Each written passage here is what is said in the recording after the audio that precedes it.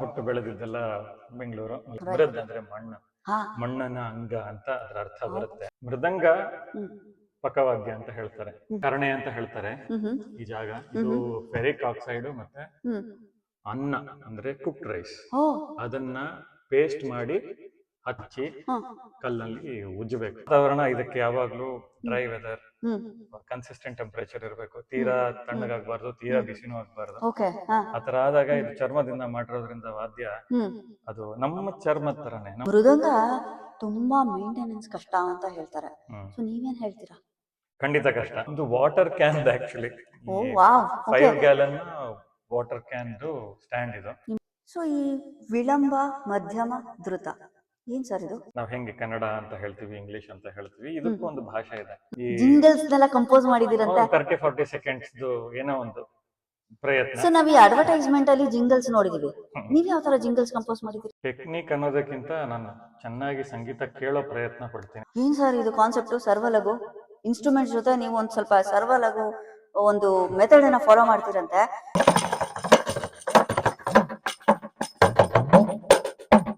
ಚಾಕು strokes ನುಡಿಸುವಾಗ, compose ಮಾಡಿ ಅಥವಾ ಅದನ್ನ ನುಡಿಸುವಾಗ ಏನ್ ಚಾಲೆಂಜಸ್ ಬರುತ್ತೆ? ನೀವ್ ಯಾವತ್ತಾದ್ರೂ ನುಡಿಸಿದಿರಾ?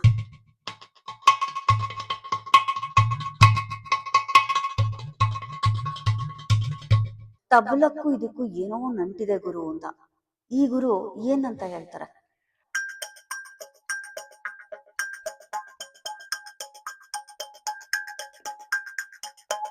ಸೊ ನಿಮ್ಮ ಹತ್ರ ಒಂದು 3 ಮುತ್ತಿನ ಕತೆ ಅಂತ ಹೇಳ್ಬೋದು. ವಿನಯ, ಶಿಸ್ತು, ಸೇವೆ. Yes sir.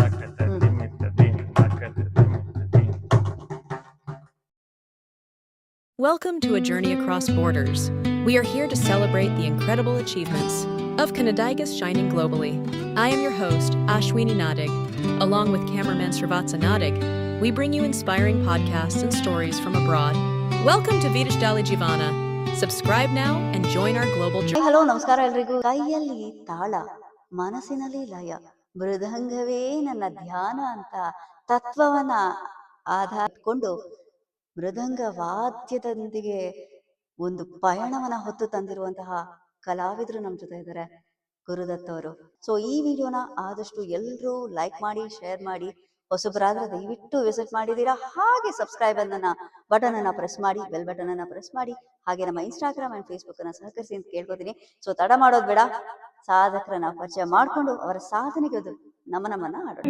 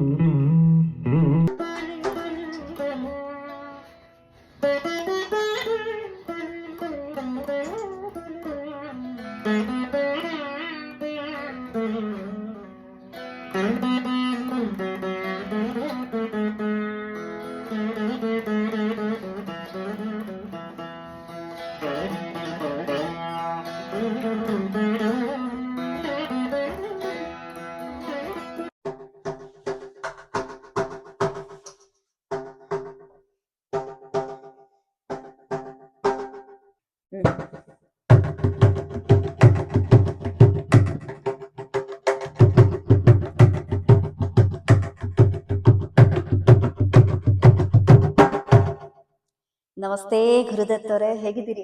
ನಮಸ್ಕಾರ, ಚೆನ್ನಾಗಿದ್ದೀನಿ. ನೀವು ಹೇಗಿದ್ದೀರಾ? ನೋಡಿ, ನಾವು ಕೂಡ ಸೌಖ್ಯವಾಗಿದ್ದೀವಿ. ಏನ್ ಹೇಳೋದು, ನಿಮ್ಮ ಸಾಧನೆ, ಮೃದಂಗಕ್ಕೂ ನಿಮಗೂ ಇರೋ ನಂಟು. ಮೊದ್ಲಿಗೆ ನಿಮ್ ಹೆಸರೇ ತುಂಬಾ ಚೆನ್ನಾಗಿದೆ. ನನಗೆ ತುಂಬಾ ಇಷ್ಟ ಆಗಿರುವಂತದ್ದು, ಗುರುನೂ ಇದ್ದಾರೆ, ದತ್ತನೂ ಇದ್ದಾನೆ. ಗುರು ದತ್ತ ಅಂದ್ರೆ ನಮ್ಗೆ ನಮ್ಮ ಆರಾಧ್ಯ ದೈವ ಗುರುಗಳು ಸದ್ಗುರು ವರದಹಳ್ಳಿಯ ಸದ್ಗುರು ಶ್ರೀ ಶ್ರೀಧರ ಸ್ವಾಮಿಗಳ ಒಂದು ನಾಮಸ್ಮರಣೆ ಆಗತ್ತೆ ನಿಮ್ಮ ಹೆಸರು ಮುಖೇನ ಅಂತ ಹೇಳಲಿಕ್ಕೆ ನಂಗೆ ಖುಷಿ ಆಗತ್ತೆ. ನಮಃ ಶಾಂತಾಯ ದಿವ್ಯಾಯ ಸತ್ಯಧರ್ಮ ಸ್ವರೂಪಿಣೇ ಸ್ವಾನಂದಾಮೃತ ತೃಪ್ತಾಯ ಶ್ರೀಧರಾಯ ನಮೋ ನಮಃ ಅಂತ ನಾವು ನಾಮಸ್ಮರಣೆ ಮಾಡಿದಷ್ಟೇ ತೃಪ್ತಿ ಅನ್ಸುತ್ತೆ ನಿಮ್ಮ ಹೆಸರು ಹೇಳಿದ್ರೆ.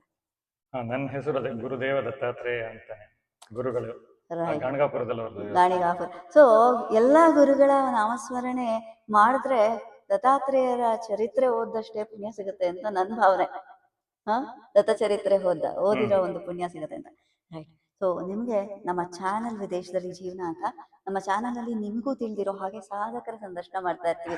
ಹಲವಾರು ಮ್ಯೂಸಿಷಿಯನ್ ನ ಪರಿಚಯ ನಾವು ಮಾಡಿದೀವಿ, ನಾವು ಮಾಡ್ಕೊಂಡಿದೀವಿ. ವೀಕ್ಷಕರಿಗೆ ಅವರ ಬಗ್ಗೆ ತಿಳಿಸೋ ಒಂದ್ ಸಣ್ಣ ಪ್ರಯತ್ನ ಮಾಡಿದೀವಿ. ಆದ್ರೆ ನನ್ಗೆ ಇವತ್ತು ವಿಶೇಷವಾದ ದಿನ ಏನಪ್ಪಾ ಅಂದ್ರೆ ತುಂಬಾ ಅದ್ಭುತವಾದ ವಾದ್ಯ ಮೃದಂಗದ ಜೊತೆ ನಿಮಗಿರೋ ನಂಟು, ನಿಮಗಿರೋ ತತ್ವ, ನಿಮಗಿರೋ ಒಂದು ಆಸಕ್ತಿ, ನಿಮಗಿರೋ ಒಂದು ಶ್ರದ್ಧೆ, ಆ ಒಂದು ವಾದ್ಯದ ಜೊತೆ ನೀವು ನಡೆಸಿರುವಂತಹ ಒಂದು ನಂಟು ಪಯಣ, ಇದಷ್ಟು ಕೂಡ ವೀಕ್ಷಕರಿಗೆ ತೋರಿಸ್ಬೇಕು ಅಂತ ಒಂದು ಸಣ್ಣ ಪ್ರಯತ್ನ ನಮ್ಮ ಕಡೆಯಿಂದ. ಸೊ ನಿಮ್ಗೆ ನಮ್ಮ ಚಾನಲ್ ವಿದೇಶದಲ್ಲಿ ಜೀವನ ಅಂತ ನಮ್ಮ ಚಾನಲ್ ನಲ್ಲಿ ನಮ್ಮ ಥೀಮಿಗೆ ಸ್ವಾಗತ ಗುರುದತ್ತವ್ರೆ. ಸೊ ನೀವು ಎಲ್ಲಿಯವರು, ಹುಟ್ಟಿದಲ್ಲಿ, ಬೆಳೆದಿದ್ದಲ್ಲಿ, ವಿದ್ಯಾಭ್ಯಾಸ ಹೇಗಾಯ್ತು? ಸೊ ಇಲ್ಲಿ ಅಮೇರಿಕಾ ಅಟ್ಲಾಂಟಾಗೆ ನಿಮ್ಮ ಒಂದು ಪಾದಾರ್ಪಣೆ ಶುಭ ಮುಹೂರ್ತ, ಅದ್ರ ಒಂಚೂರು ವಿವರಣೆ ನಿಮ್ ಕಡೆಯಿಂದ ಕೊಡಕ್ಕಾಗತ್ತಾ ಅಂತ. ಖಂಡಿತ. ರೈಟ್.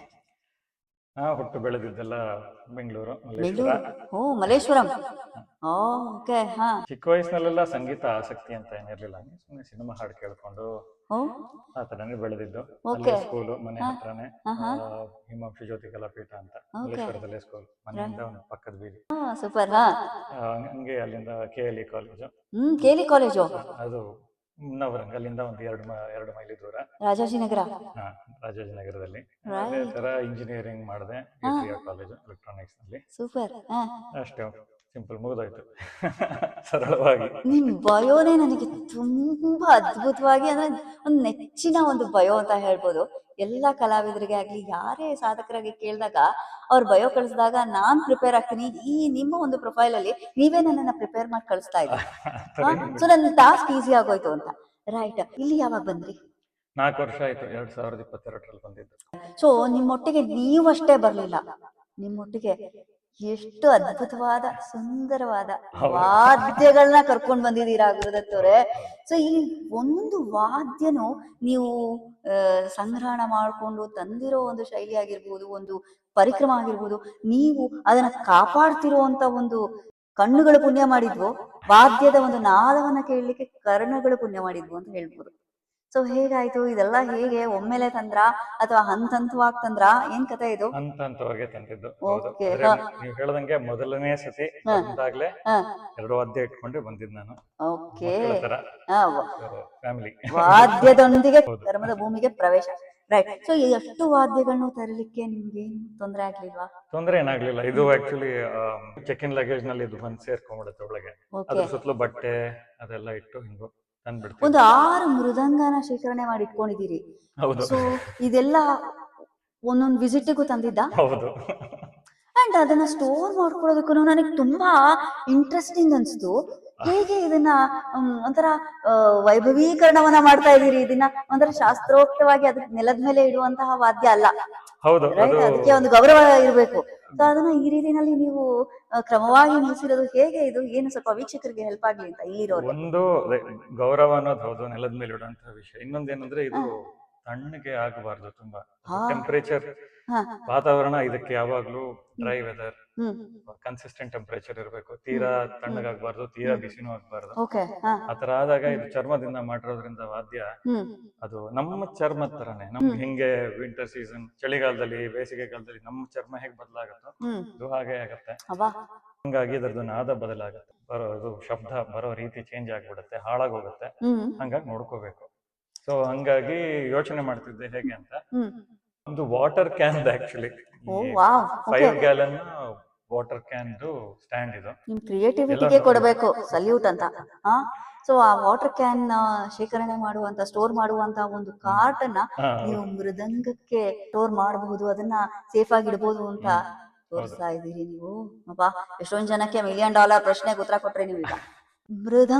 ಮೃದಂಗದಲ್ಲಿ ಸಿಂಥೆಟಿಕ್ ಮೃದಂಗ ಇದೆ, ಹೌದು ಟ್ರೆಡಿಷನಲ್ ಮೃದಂಗ ಇದೆ. ಹೌದು.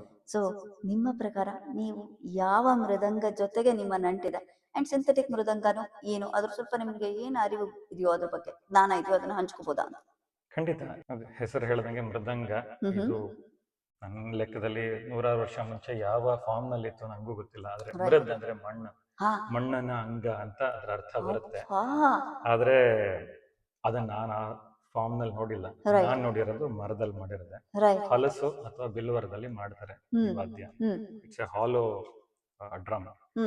ಎರಡು ಕಡೆನೂ ಈ ಮುಚ್ಚಿಗೆಗಳಿರುತ್ತಲ್ಲ, ಇದು ಈ ಹಸು ಚರ್ಮದಲ್ಲೇ ಮಾಡೋದು. ಮಲ್ಟಿ ಲೇಯರ್ ಇದು. ಬಲಗೈ ಈ ಬಲದ್ದು ಚರ್ಮ, ಈ ಮುಚ್ಚಿಗೆಗೆ ಮಲ್ಟಿಪಲ್ ಲೇಯರ್ಸ್. ಮತ್ತೆ ಇದು ಕರ್ಣೆ ಅಂತ ಹೇಳ್ತಾರೆ ಈ ಜಾಗ. ಇದು ಫೆರಿಕ್ ಆಕ್ಸೈಡ್ ಮತ್ತೆ ಅನ್ನ ಅಂದ್ರೆ ಕುಕ್ಡ್ ರೈಸ್, ಅದನ್ನ ಪೇಸ್ಟ್ ಮಾಡಿ ಹಚ್ಚಿ ಕಲ್ಲಲ್ಲಿ ಉಜ್ಜಬೇಕು ಸುಮಾರು ಗಂಟೆಗಳ ಕಾಲ. ಅದು ಉಜ್ಜಿದಾಗ ಈ ತರ ಕಣ್ಣು ಬಿಟ್ಕೊಂಡು ಹಿಂಗ್ ಗಟ್ಟಿಯಾಗಿ ಕೂರುತ್ತೆ. ಸೊ ಈಗ ನಾವು ಚಿಕ್ಕ ವಯಸ್ಸಲ್ಲಿ ಬಳಪದ ಕಲ್ ಮೇಲೆ ಅನ್ನ ಕಲ್ಸ್ಕೊಂಡು ತಿಂತಾ ಇದ್ದಿದ್ದು ನೆನಪಾಯ್ತು. ನೀವು ಕಲ್ ಮೇಲೆ ಅನ್ನ ಹಾಕಿ ಪೇಸ್ಟ್ ಮಾಡ್ಕೊಳ್ತಾರೆ, ಆಮೇಲೆ ಮೆತ್ತಿ ಚೆನ್ನಾಗಿ ಉಜ್ತಾರೆ. ಆಮೇಲೆ ನೀವು ಗಮನಿಸಿದ್ರೆ ಇದೊಂದು ಲೇಯರ್ ಇದೆ, ಈ ಲೇಯರ್ಗೂ ಮತ್ತೆ ಒಳಗಡೆ ಇರೋ ಲೇಯರ್ಗೂ ಚೂರು ಗ್ಯಾಪ್ ಇದೆ.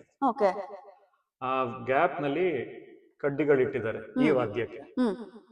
ಅದು ಒಂದು ನಾದ ಕೊಡುತ್ತೆ. ಹೊಡೆದಾಗ ಅಜಿಂಕಾರ ಅಂತ ಅದು ಹಾಡೋ ರೀತಿ ಬರುವಂತಹ ನಾದ ಬರೋದು ಆ ಗ್ಯಾಪ್ ಮತ್ತೆ ಈ ಒಂದು ಕಾಂಪ್ಲಿಕೇಟೆಡ್ ಕನ್ಸ್ಟ್ರಕ್ಷನ್ ಇಂದ. ಸೊ ಇದ್ರಲ್ಲೇ ಗೊತ್ತಾಗುತ್ತೆ ಮೃದಂಗ ಜೊತೆ ನೀವೆಷ್ಟು ಅರಿತು ಬೆರೆತಿದ್ದೀರಾ ಅಂತ.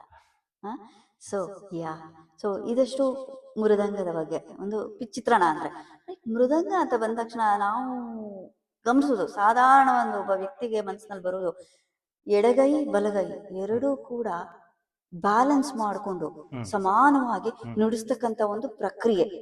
ಸೊ ಇದು ಎರಡು ಕೂಡ ಒಮ್ಮೆಲೆ ಬ್ಯಾಲೆನ್ಸ್ ಮಾಡ್ಕೊಳ್ಳೋದು ಎಷ್ಟು ಕಷ್ಟ ಆಗತ್ತೆ. ಖಂಡಿತ ನಮ್ಮ ಗುರುಗಳು ಪಾಠ ಮಾಡ್ಬೇಕಾದ್ರೆ ಅದು ಖಂಡಿತ ಹೇಳ್ತಾರೆ, ಎಡಗೈ ಬಲಗೈ ಬ್ಯಾಲೆನ್ಸ್. ಒಂದು ಕೈ ಜೋರಾಗಿ ಹೊಡೆಯೋದಾಗ್ಲಿ ಅಥವಾ ಕಮ್ಮಿ ಹೊಡೆಯೋದಾಗ್ಲಿ ಮಾಡಬಾರ್ದು. ಅದು ಕೇಳಕ್ಕೆ ಹಿತವಾಗಿರ್ಬೇಕು, ಮುದವಾಗಿರ್ಬೇಕು, ಅವಾಗ್ಲೂ ಗಮನ ಕೊಡೋದಕ್ಕೆ ಅಂತ ಹೇಳ್ತಾರೆ.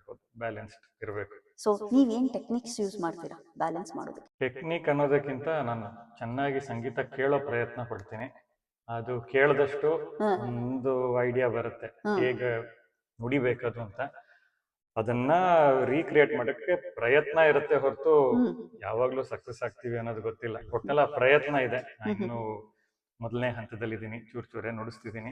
ಇಲ್ಲ ಎಲ್ಲರೂ ಹಂತವಾಗಿ ಬರೋದು. ಸೊ ನೀವು ಏನಂದ್ರೆ ಮುಂದೆ ಹೇಳ್ತಾ ಬರ್ತೀನಿ, ಏನು ಮಾರಲ್ ಆಫ್ ದ ಸ್ಟೋರಿ ಅಂತ ಬರುತ್ತೆ ಅದನ್ನ ಹೇಳ್ತಾ ಬರ್ತೀನಿ. ಸೊ ಯಾವುದೇ ಒಂದು ಗಮಕ ಇನ್ ಡೆಪ್ತ್ ಆಗಿ ಶೇಪ್ ಆಗಿರುವಂತ ಗಮಕ ಸ್ಪೀಡ್ ನೋಟಲ್ಲಿ ನುಡಿಸ್ಬೇಕಾದ್ರೆ ಯಾವ ರೀತಿ ಎಕ್ಸಸೈಸಸ್ ಬೇಕಾಗತ್ತೆ ಅಂತೀರಾ? ಎಕ್ಸಸೈಸ್ ಹೌದು, ಅದು ಫಿಂಗರ್ ಎಕ್ಸಸೈಸ್ ಅಂತ ಹೇಳ್ತೀವಲ್ಲ, ಯಾವುದೇ ವಾದ್ಯಕ್ಕಾಗ್ಲಿ ಅದು ಇದ್ದೇ ಇರುತ್ತೆ. ಪಿಯಾನೋಗಾಗ್ಲಿ ಅಥವಾ ವಯಲಿನ್ಗಾಗ್ಲಿ ಮೃದಂಗಕ್ಕಾಗ್ಲಿ. ಸೊ ಇದ್ರಲ್ಲೂ ಅದು ಇದ್ದೇ ಇದೆ. ಎರಡು ಕೈನೂ ಬಳಸಿ ಬೆರಳುಗಳನ್ನ ಬಳಸಿ ಒಂದೇ ಸಮ ಎಂಡ್ಯೂರೆನ್ಸ್ ಟೆಸ್ಟ್ ಅಂತಾರಲ್ಲ, ಅದು ನುಡಿಸ್ತಾ ಬರೋದು ಬೇರೆ ಬೇರೆ ಸ್ಪೀಡ್ ನಲ್ಲಿ. ಡಬಲ್ ಸ್ಪೀಡ್ ಆಗ್ಲಿ, ಟ್ರಿಪಲ್ ಸ್ಪೀಡ್, ತಿರ್ಗಾ ಅಲ್ಲಿಂದ ಫಸ್ಟ್ ಸ್ಪೀಡ್ ಬರೋದು. ಹಂಗೆ ಒಂದು ಕಂಟಿನ್ಯೂಸ್ ಪ್ರಯತ್ನ ಇರುತ್ತೆ, ಒಂದು ಟ್ರೈನಿಂಗ್ ಬೆರಳುಗಳನ್ನ ಕೂಡಿಸ್ಕೊಳಕ್ಕೆ. ಮೃದಂಗ ತುಂಬಾ ಮೇಂಟೆನೆನ್ಸ್ ಕಷ್ಟ ಅಂತ ಹೇಳ್ತಾರೆ. ಸೊ ನೀವೇನ್ ಹೇಳ್ತೀರಾ? ಖಂಡಿತ ಕಷ್ಟ ಇದು. ಅದು ಈ ದೇಶದಲ್ಲಿ ವಿಂಟರ್ ಸಮ್ಮರ್ ಎಕ್ಸ್ಟ್ರೀಮ್ ಟೆಂಪರೇಚರ್ಸ್ ಹೋಗುತ್ತೆ. ಸೊ ಖಂಡಿತ ಶ್ರುತಿ ಇಳಿದೋಗುತ್ತೆ, ನಾದ ಹೊಟ್ಟೋಗುತ್ತೆ ಮೃದಂಗಕ್ಕೆ. ಹಂಗಾಗಿ ಒಂದಷ್ಟು ಪ್ರಯತ್ನಗಳಿದೆ. ಏನಂದ್ರೆ ಆದಷ್ಟು ಈ ಕಿಟಕಿಗಳ ಹತ್ರ ಇಡಲ್ಲ ಈ ದೇಶದಲ್ಲಿ ನಾನು. ಯಾಕಂದ್ರೆ ಟೆಂಪರೇಚರ್ ಚೇಂಜ್ ಆಗೋದು ಅಂತ ಜಾಗದಲ್ಲಿ. ಒಳಗಡೆ ರೂಮ್ ನಲ್ಲಿ ಇಟ್ಕೊಳ್ತೀನಿ. ಇನ್ನೊಂದು ನಾನೊಂಚೂರು ಕಲ್ತ್ಕೊಂಡಿದೀನಿ, ಇದನ್ನ ಶ್ರುತಿ ಮಾಡ್ಕೊಳ್ಳೋದಾಗ್ಲಿ ಅಥವಾ ಇದು ಕರ್ಣೆ ಇದಾಗಾಗ ಬೀಳುತ್ತೆ, ಇದು ಹೊಟ್ಟೋಗ್ಬಿಡುತ್ತೆ ನುಡಿಸ್ತಾ. ಹಾಗಾಗಿ ಇದನ್ನ ಬದಲಾಯಿಸ್ಬೇಕಾಗತ್ತೆ. ಸೊ ಬೇರೆ ಮುಚ್ಚಿಗೆಗಳನ್ನ ಹಾಕೊಳ್ಳೋದಕ್ಕೆ ಕಲ್ತ್ಕೊಂಡಿದೀನಿ. ನಿಮ್ಗೆ ಎಲ್ಲಾ ಬಲ್ಲವರು ನೀವು, ಸಕಲ ಕಲಾ ವಲ್ಲವರು ನೀವು ಅಂತ ಹೇಳ್ಬೋದು. ಈ ಹ್ಯೂಮಿಡ್ ಅಲ್ಲಿ ಒಂದು ಮೃದಂಗದ ಟೋನು ಮಾಡೋದು ತುಂಬಾ ಕಷ್ಟ ಆಗತ್ತೆ ಹ್ಯೂಮಿಡಿಟಿ ಇದ್ದಾಗ ಅಂತ ಹೇಳ್ತಾರೆ. ಸೊ ನಿಮ್ಮ ಅಭಿಪ್ರಾಯ ಏನು? ಹಂಗ ಹೇಳೋದಕ್ಕಿಂತ ಇದಕ್ಕೆ ಒಂದು ಸೇಮ್ ಟೆಂಪರೇಚರ್ ಇರಬೇಕು. ಹ್ಯೂಮಿಡ್ ಇದ್ರೆ ಹ್ಯೂಮಿಡ್ ಇರ್ಬೇಕು ಅಷ್ಟೇ. ಇವಾಗ ಚೆನ್ನೈ ಎಕ್ಸಾಂಪಲ್ ತಗೊಂಡ್ರೆ ಅಲ್ಲಿ ಯಾವಾಗ್ಲೂ ಹ್ಯೂಮಿಡಿಟಿ ಜಾಸ್ತಿ, ಎಸ್. ಪೂರ್ತಿ ವರ್ಷ ಬಿಸಿಲು, ಪೂರ್ತಿ ವರ್ಷ ಸೊ ಅವಾಗ ಅವರಿಗೆ ಅಂದ್ರೆ ಆ ಪರಿಸ್ಥಿತಿನಲ್ಲಿ ಏನಾಗಲ್ಲ, ಏನಾಗಲ್ಲ, ಸೇಮ್ ಇರ್ಬೇಕಷ್ಟೇ. ಕಾನ್ಸ್ಟೆಂಟ್ ಟೆಂಪರೇಚರ್ ಇರಬೇಕು. ಟೆಂಪರೇಚರ್ ಇದ್ದು ಆದಷ್ಟು ಡ್ರೈ ಇರಬೇಕು. ಹೌದು, ಆದ್ರೆ ಹೌದು ನೀವು ಹೇಳ್ದಂಗೆ ಹ್ಯೂಮಿಡಿಟಿ ಕೈ ಬೆವರುತ್ತೆ ನುಡಿಸ್ಬೇಕಾದ್ರೆ. ಈ ಕಾರಣ ಇದೇನಿಲ್ಲ, ಇದು ಇದಕ್ಕೆ ಇದು ಹೇಳದ್ನಲ್ಲ, ಅನ್ನ ಮತ್ತೆ ಫೆರಿಕ್ ಆಕ್ಸೈಡ್ ಪೌಡರ್ ಇಂದ ಮಾಡಿರೋದು. ಸೊ ಕೈ ಒದ್ದೆ ಎದ್ದು ಇದನ್ನ ಮುಟ್ಟಿದ್ರೆ ಇದೆಲ್ಲ ಬಂದ್ಬಿಡುತ್ತೆ, ಕೈ ಎಲ್ಲ ಬಂದ್ಬಿಡುತ್ತೆ. Okay, right right right. So ಈಗ ಮೃದಂಗ ನುಡಿಸ್ಬೇಕಾದ್ರೆ ಅದ್ ನುಡ್ಸೋ ಕಲೆನೇನೆ ಅದ್ಭುತವಾಗಿದೆ. ಬೆರಳುಗಳು ಅಂಟ್ಕೊಳಲ್ಲ, ಒಂದೊಂದು ಬಿಡಿ ಬಿಡಿಯಾಗಿ ನೀವು ಆ ನುಡಿಸೋ ಪ್ರಕಾರ ಆ ಬೆರಳುಗಳಿಗೆ ಎಷ್ಟು ಶ್ರಮ ಆಗತ್ತೆ, ಮತ್ತೆ ಚರ್ಮಕ್ಕೆ ಎಷ್ಟು ತೊಂದರೆ ಆಗತ್ತೆ, ಅಥವಾ ಏನು ಅದನ್ನ ಓವರ್ಕಮ್ ಮಾಡ್ಬೇಕಂದ್ರೆ ಏನ್ ಮಾಡ್ಬೇಕು? ನಮ್ಮ ಚರ್ಮಕ್ಕೆ ತೊಂದರೆ ಎಸ್ ಎಸ್ ಎಸ್. ಬಲಗೈನಲ್ಲಿ ಅಷ್ಟು ತೊಂದರೆ ಏನಾಗಲ್ಲ, ಆದ್ರೆ ನಾನ್ ಗಮನಿಸಿದಂಗೆ ಎಡಗೈನಲ್ಲಿ ನಾವು ಒಂದು ಶೈಲಿ ಇದೆ, ಗುಂಕಿ ಅಂತ ಹೇಳ್ತೀವಿ. ಬೆರಳಲ್ಲಿ ಹೊಡೆದು ಒಂದು ಸ್ಲೈಡ್ ಮಾಡ್ತೀವಿ. ಆ ಸ್ಲೈಡ್ ಮಾಡ್ಬೇಕಾದ್ರೆ ಇಲ್ಲಿ ಎಡಗೈನಲ್ಲಿ ಗಮನಿಸಿದ್ರೆ ಸ್ಟೆಪ್ ತರ ಇರುತ್ತೆ, ಇದು ಹಿಂಗ್ ಹೋಗಿ ಬರ್ಬೇಕು. ಹಿಂಗ್ ಬರ್ಬೇಕಾದ್ರೆ ಇಲ್ಲಿ ಉಜ್ತಾ ಬರುತ್ತೆ. ಅದು ಚರ್ಮ ನಮ್ದು ಗಟ್ಟಿ ಆಗೋ ತನಕ, ಇಲ್ಲಾಂದ್ರೆ ಚೂರು ಯಾವಾಗ್ಲಾದ್ರೂ ರಕ್ತ ಬಂದಿರುತ್ತೆ, ರಕ್ತ ಬಂದು ಬರ್ಬಹುದು. ಆದ್ರೆ ಅದು ಕೈ ಪಳಗದ್ಮೇಲೆ ಅದು ಎಲ್ಲ ಏನಾಗಲ್ಲ. ನಮಗೂ ಟೆಕ್ನಿಕ್ ಗೊತ್ತಾಗತ್ತಲ್ವ ಮಾಡೋದು. ಸೊ ಇನಿಷಿಯಲಿ ಕಲಿಯೋರು ಆ ತರ ಫೇಸ್ ದಾಟ್ ಮೇಲೆನೆ ಆಮೇಲೆ ಪರಿಪಕ್ವತೆ ಅಂತ ಬರೋದು ಅಂತೀರಿ. ಪ್ರತಿ ವಾದ್ಯದಲ್ಲೂ ಅದಿದ್ದೇ ಇದೆ. ಯಾವ್ದೇ ವಾದ್ಯ ತಗೊಂಡ್ರು ಶುರು ಮಾಡಿದಾಗ ಬೆನ್ನು ನೋವಾಗೋದು, ಭುಜ ನೋವಾಗೋದು, ಕೈ ನೋವಾಗೋದು. ಅಲ್ಲ, ನಾವು ನೋಡಿದಾಗ ಒಂದು ಸಾಧಾರಣ ಇನ್ಸ್ಟ್ರೂಮೆಂಟ್ ಇದೇನಿದು ಹಿಂಗೆ ಎರಡು ಕೈ ಇಟ್ಕೊಂಡು ಬಾರ್ಸೋದಷ್ಟೇ ಅಂದ್ರೆ ಈ ರಕ್ತ ಬರುವಷ್ಟು ಇದು ಬಾಧೆ ಇರುತ್ತೆ ಅಂತ ನಮ್ಗೆ ಈಗ್ಲೇ ಗೊತ್ತಾಗಿತ್ತು. ಹೌದು, ರೇರ್ ಕೇಸಸ್ ಆಗುತ್ತೆ ಅದು ಜೋರಾಗಿ ನುಡಿಸಬೇಕಾದ್ರೆ. ಚಾಕು ಸ್ಟ್ರೋಕ್ಸ್ ನುಡಿಸುವಾಗ, ಕಂಪೋಸ್ ಮಾಡಿ ಅಥವಾ ಅದನ್ನ ನುಡಿಸುವಾಗ ಏನ್ ಚಾಲೆಂಜಸ್ ಬರುತ್ತೆ? ನೀವ್ ಯಾವತ್ತಾದ್ರೂ ನುಡಿಸಿದಿರಾ? ಚಾಪು ಅನ್ನೋದು ಅದೊಂದು ಬೇಸಿಕ್ ಲೆಟರ್ಸ್ ಅಂತ ಹೇಳ್ತೀವಿ. ತಾದಿ ತೌನಂ ಅಂತ ಶುರು ಆಗತ್ತೆ ಮೃದಂಗದಲ್ಲಿ. ಅದರಲ್ಲಿ ಎಡಗೈ ಬಲಗೈ ಬೇರೆ ಬೇರೆಯಾಗಿ ನುಡಿಸುವಂತದ್ದು. ಅದಾದ್ಮೇಲೆ ಚಾಪು ಅನ್ನೋದು ಕಿರುಬೆರಳಲ್ಲಿ ನುಡಿಸ್ತೀವಿ ನಾವು. ಓಕೆ, ಒಂಚೂರು ಜಲಕ್ ತೋರಿಸ್ಬೋದಾ? ಅಷ್ಟೇ, ಎಲ್ಲ ಕೈ ಓಪನ್ ಆಗಿ ಇಟ್ಕೊಂಡು ಹಿಂಗೊಂದು ನುಡಿಸುವಂತದ್ದು. ಕರಣೆ ಮೇಲೆ ಈ ಕಿರು ಬೆರಳಿನ ತುದಿ ತಾಕಬೇಕು. ಅದು ತಾಕಿ ಅದು ಅಝೇಂಕಾರ ಬರಬೇಕು. ಈ ಮೃದಂಗದಲ್ಲಿ ಪರ್ಫೆಕ್ಟ್ ಪಿಚ್ ಅಂದ್ರೆ ನಿಮ್ ಪ್ರಕಾರ ಏನು? ಹಾಡಲ್ಲಿ ನಿಮಗೆ ಬೇರೆ ಬೇರೆ ಸ್ವರಗಳು ಬರುತ್ತೆ. ಸಪ್ತ ಸ್ವರ ಆಗಿರ್ಬೋದು, ಎಷ್ಟಾದ್ರೂ ಇರ್ಬೋದು. ಮೃದಂಗದಲ್ಲಿ ಒಂದೇ ಸ್ವರ, ಅದ್ರದ್ದು ರೂಟ್ ನೋಟ್ ಅಂತ ಹೇಳ್ತೀವಿ. ಇವಾಗ ಯೂಶಲಿ ಮೇಲ್ ವಾಯ್ಸ್ ಗಂಡಸರು ಹಾಡ್ಬೇಕಾದ್ರೆ ಒಂದನೇ ಮನೆ ಒಂದನೇ ಕಟ್ಟೆ ಅಂತ ಹೇಳ್ತಾರೆ.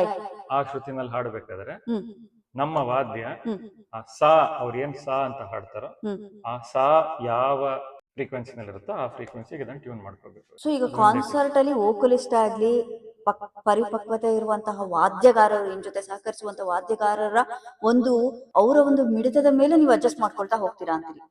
ಅದು ಸಹಜವಾಗಿ ಗಂಡಸರು ಹಾಡ್ಬೇಕಾದ್ರೆ ಒಂದನೇ ಮನೆ ಒಂದೂವರೆ ಮನೆ, ಅಥವಾ ಇದು ವೆಸ್ಟರ್ನ್ ಸ್ಟೈಲ್ ನಲ್ಲಿ ಹೇಳ್ಬೇಕು ಅಂದ್ರೆ ಸಿ ಶಾರ್ಪ್ ಅಂತ ಹೇಳ್ತಾರೆ.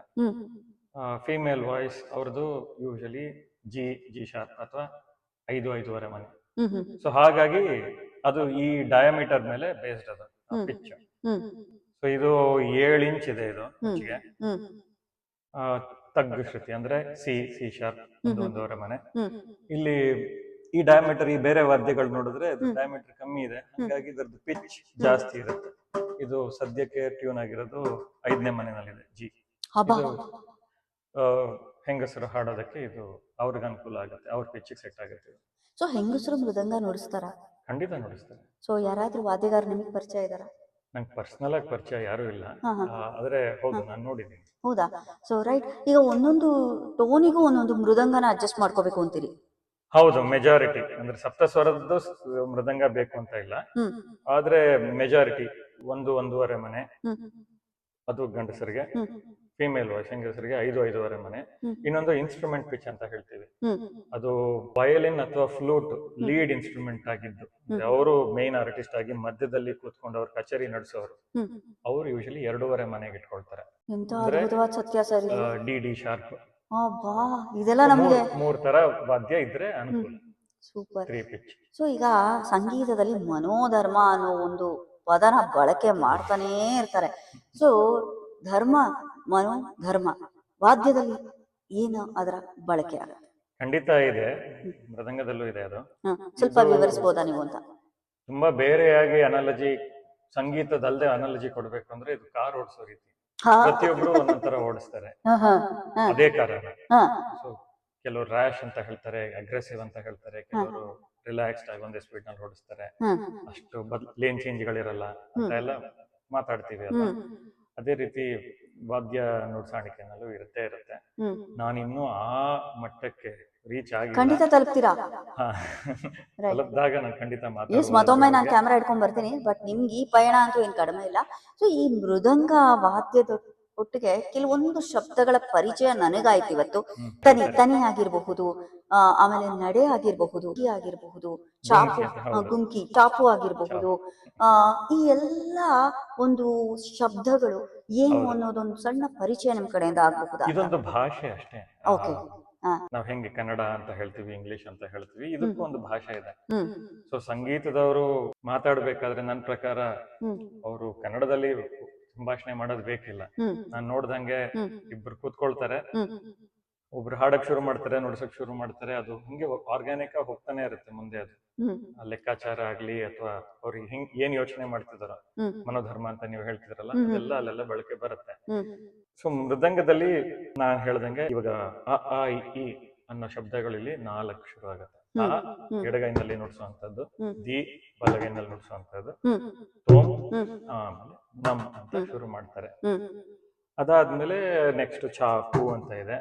ಅದಾದ್ಮೇಲೆ ಇದು ಗುಮ್ಕಿ ಲೆಫ್ಟ್ ಹ್ಯಾಂಡ್ ನಲ್ಲಿ ಅದೇ ಇದೊಂದು ತೋಮ್ ತರ ನುಡಿಸಿ ಒಂದು ಸ್ಲೈಡ್ ಮಾಡುವಂತದ್ದು, ಅದು ಬೇಸಿಕ್ ಆಗಿ ಶುರು ಆಗುವಂತದ್ದು. ರೈಟ್. ಸೊ ಈಗ ಮೃದಂಗದಲ್ಲಿ ನೀವು ಹೇಳಿದ ಹಾಗೇನೆ, ಈಗ ವಿವರಿಸಿದ ಹಾಗೇನೆ ಟೋನ್ಸ್ ಆಫ್ ಮೃದಂಗ ಅಂದ್ರೆ ಚಾಪು, ಗುಮ್ಕಿ, ನಮ್ ತೀಮ್ ಧೋಮ್, ತಾದಿ ತೋಮ್ ನಮ್ ಅಂತ ಶುರು ಆಗುತ್ತೆ. ಓಕೆ. ಆಮೇಲೆ ಅದನ್ನೆಲ್ಲ ಮಿಕ್ಸ್ ಮಾಡಿ ಅದರದ್ದು ಪರ್ಮಿಟೇಷನ್ಸ್, ಕಾಂಬಿನೇಷನ್ಸ್, ಇದು ಲೆಕ್ಕಾಚಾರ. ಈ 4 ಅಕ್ಷರದಲ್ಲೇ ತುಂಬಾ ವೇರಿಯೇಷನ್ಸ್ ಬಂದ್ಬಿಡುತ್ತೆ ಆಮೇಲೆ. ಸೊ ಇವಾಗ ತಾ ದಿ ತೋಮ್ ನಮ್ ಇದೆಲ್ಲ ಸಪರೇಟ್ ಆಗಿ ನಡೆಸಿದೆ. ಇವಾಗ ನಮ್ ಇಲ್ಲಿ ಇದೇ ನಮ್ಮನ್ನ ಬೆರಳನ್ನ ಚೂರು ಕರಣೆ ಮೇಲೆ ಇಟ್ಕೊಂಡು ನುಡಿಸಿ ತೋಮ್ ನುಡಿಸಿ ಇದನ್ನು ಸೇರಿಸಿದ್ರೆ ದಿನ್ ಆಗುತ್ತೆ. ನಮ್ ದಿನ್ ತೋಮ್. ಹಂಗೆ ಹಿಂಗಾದ್ರೂ ಬಳಸ್ಬೋದು. ಆಮೇಲೆ ಅದು ಭಾಷೆ ಕಲಿಬೇಕಾದ್ರೆ ಅಕ್ಷರಗಳು ಕಲಿತೀವಿ, ಆಮೇಲೆ ಚಿಕ್ಕ ಚಿಕ್ಕ ಪದಗಳು ಕಲಿತೀವಿ, ಆಮೇಲೆ ಅದು ಸೆಂಟೆನ್ಸಸ್, ಪ್ಯಾರಾಗ್ರಾಫ್ಸ್, ಒಂದು ಸ್ಟೋರಿ ಆಗತ್ತಲ್ವಾ, ಅದೇ ರೀತಿ ಬರುತ್ತೆ. ಸೂಪರ್ ಆಗಿ ಹೇಳ್ಬಿಟ್ರಿ ಗುರುದತ್ ಅವರೇ. ಸಾಫ್ಟ್ ನಡೆ ಮತ್ತೆ ಪವರ್ಫುಲ್ ನಡೆ ಅಂತ ಇರುತ್ತೆ. ಸೊ ಏನಾದ್ರ ಬಗ್ಗೆ ಒಂದ್ ಸ್ವಲ್ಪ ವಿವರಣೆ ಕೊಡ್ತೀರಾ ಅಂತ? ಮೃದಂಗ ಪಕವಾದ್ಯ ಅಂತ ಹೇಳ್ತಾರೆ. ಅಂದ್ರೆ ಅದು ಸಪೋರ್ಟಿಂಗ್ ಇನ್ಸ್ಟ್ರೂಮೆಂಟ್ ಸಾಧಾರಣ ಬಳಕೆಯಲ್ಲಿ. ಒಂದು ಸಂಗೀತ ಕಚೇರಿ, ಒಂದು ಸಭಾ ಕಚೇರಿ ಅಂದಾಗ ಇದು ಲೀಡ್ ಇನ್ಸ್ಟ್ರೂಮೆಂಟ್ ಆಗಲ್ಲ. ಪಕವಾದ್ಯ ಹಾಡೋರು ಅಥವಾ ನುಡ್ಸೋರು ಯಾವ ರೀತಿ ಹಾಡು, ಅವ್ರು ಯಾವ ಮನೋಧರ್ಮದಲ್ಲಿದ್ದಾರೆ ಇವತ್ತು, ಅದನ್ನ ಯೋಚನೆ ಮಾಡಿ ಅವ್ರು ಹೇಗ್ ಹಾಡ್ತಿದಾರೋ ಅದಕ್ಕೆ ಅನುಗುಣವಾಗಿ ನುಡಿಸುವಂತದ್ದು. So energy levels very.